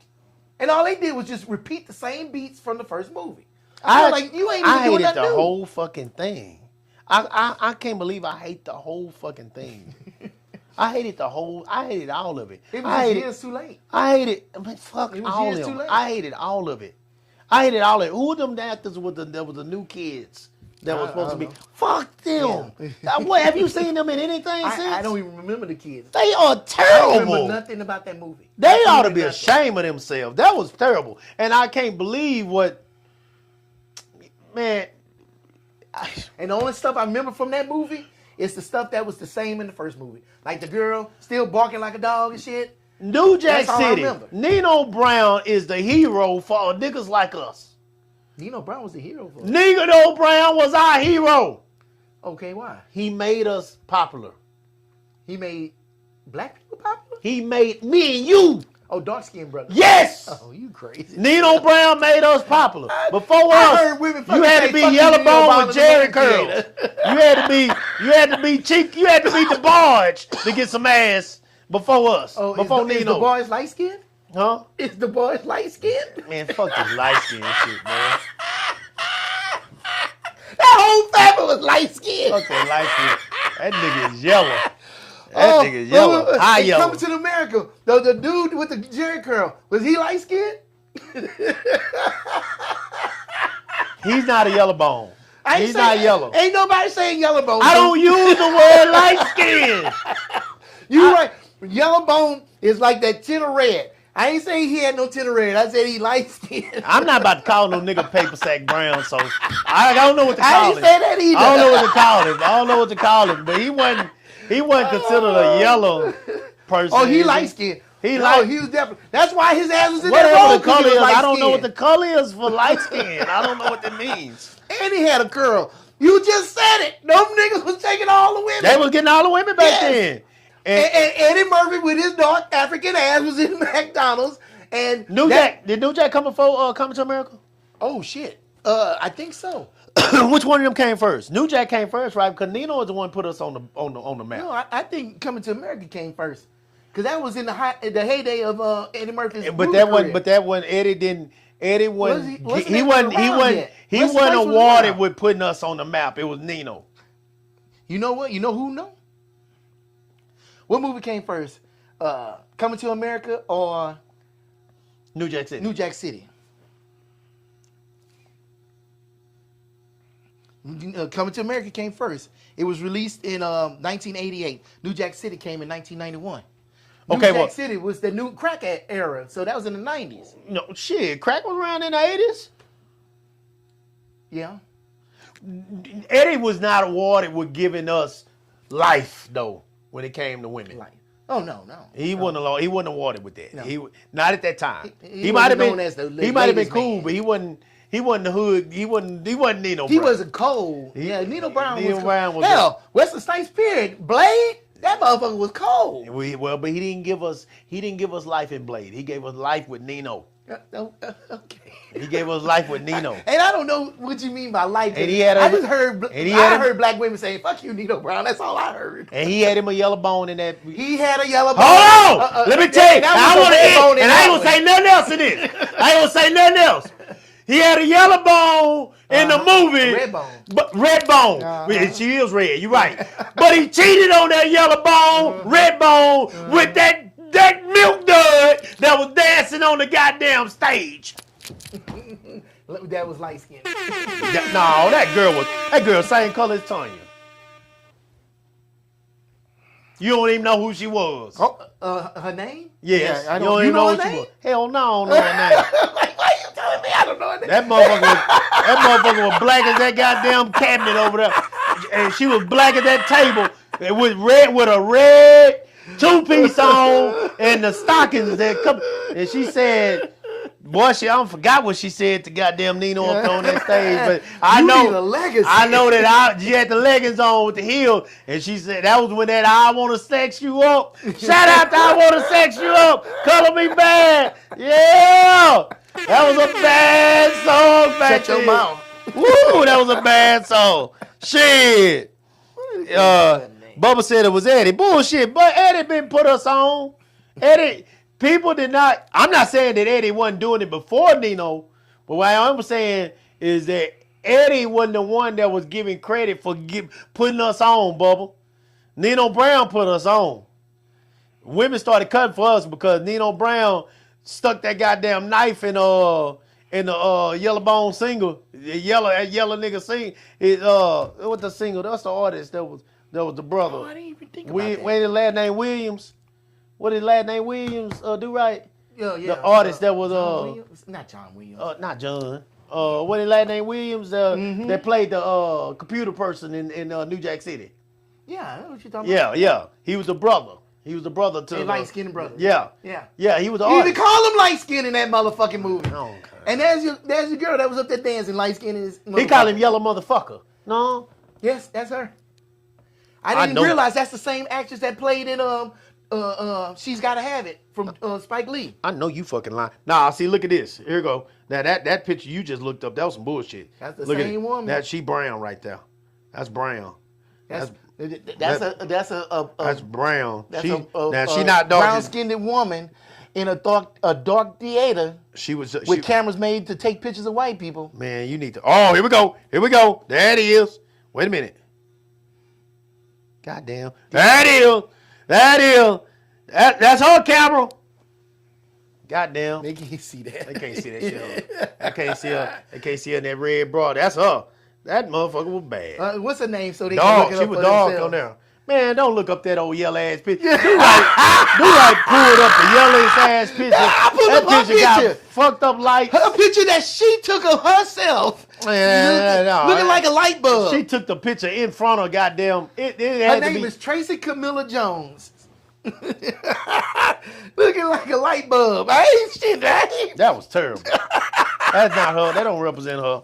That don't represent her. They don't represent the girl that goddamn we saw and fell in love with. Anyway, this shit done went on too long. Finish up, dude. Right? My bad, man. I ain't got nothing else to say. Hey, man, look out for each other, man. That's all I'm trying to say. Look out for each other. Don't let people disrespect us. Goddamn, if you got something to say to our people, say it. I don't think black women are perfect. I don't think black men are perfect. But I'm not about to sit up here and let people talk about us like we ain't shit. That ain't what we do over here. Goddamn. You've been on another episode of Salute the Real. We'll come back goddamn Wednesday and try to do better than we did today. Until then, salute the real, goddamn. See y'all later. Shit. Coop in the building. You light-skinned motherfucker. Mr. Durant on the track. Hey, Riggs. What? Let's get him. You already know it. Am I still them boys? Salute the real. Let's go. We don't salute the fake. We salute the ones who stay through the pressure and the pain. Never let the cold fade. When the streets were watching close and the wolves was at the gate. Real ones held their ground, never switched up, never played. No cap, no performance. What you see is what you get. Put in work before the cameras. Before a single check, you say you solid, prove it. Cause we watching every move. Step up or step aside, we separating fact from truth. Bullshit won't fly here. Put that hammer on them, Coop. Put that hammer on them, Coop. Mr. Do-Right, let's go. You can't fake what's in your blood. Can't manufacture where you're from. When the smoke clears and the noise is gone, only the real ones still stand strong. Salute is the real. Salute. We recognize the ones who never fold. Salute is the real. Salute. The ones who kept their word and kept it gold. No front, no game. No game, no pretend. Ride for your people to the end. Salute is the real.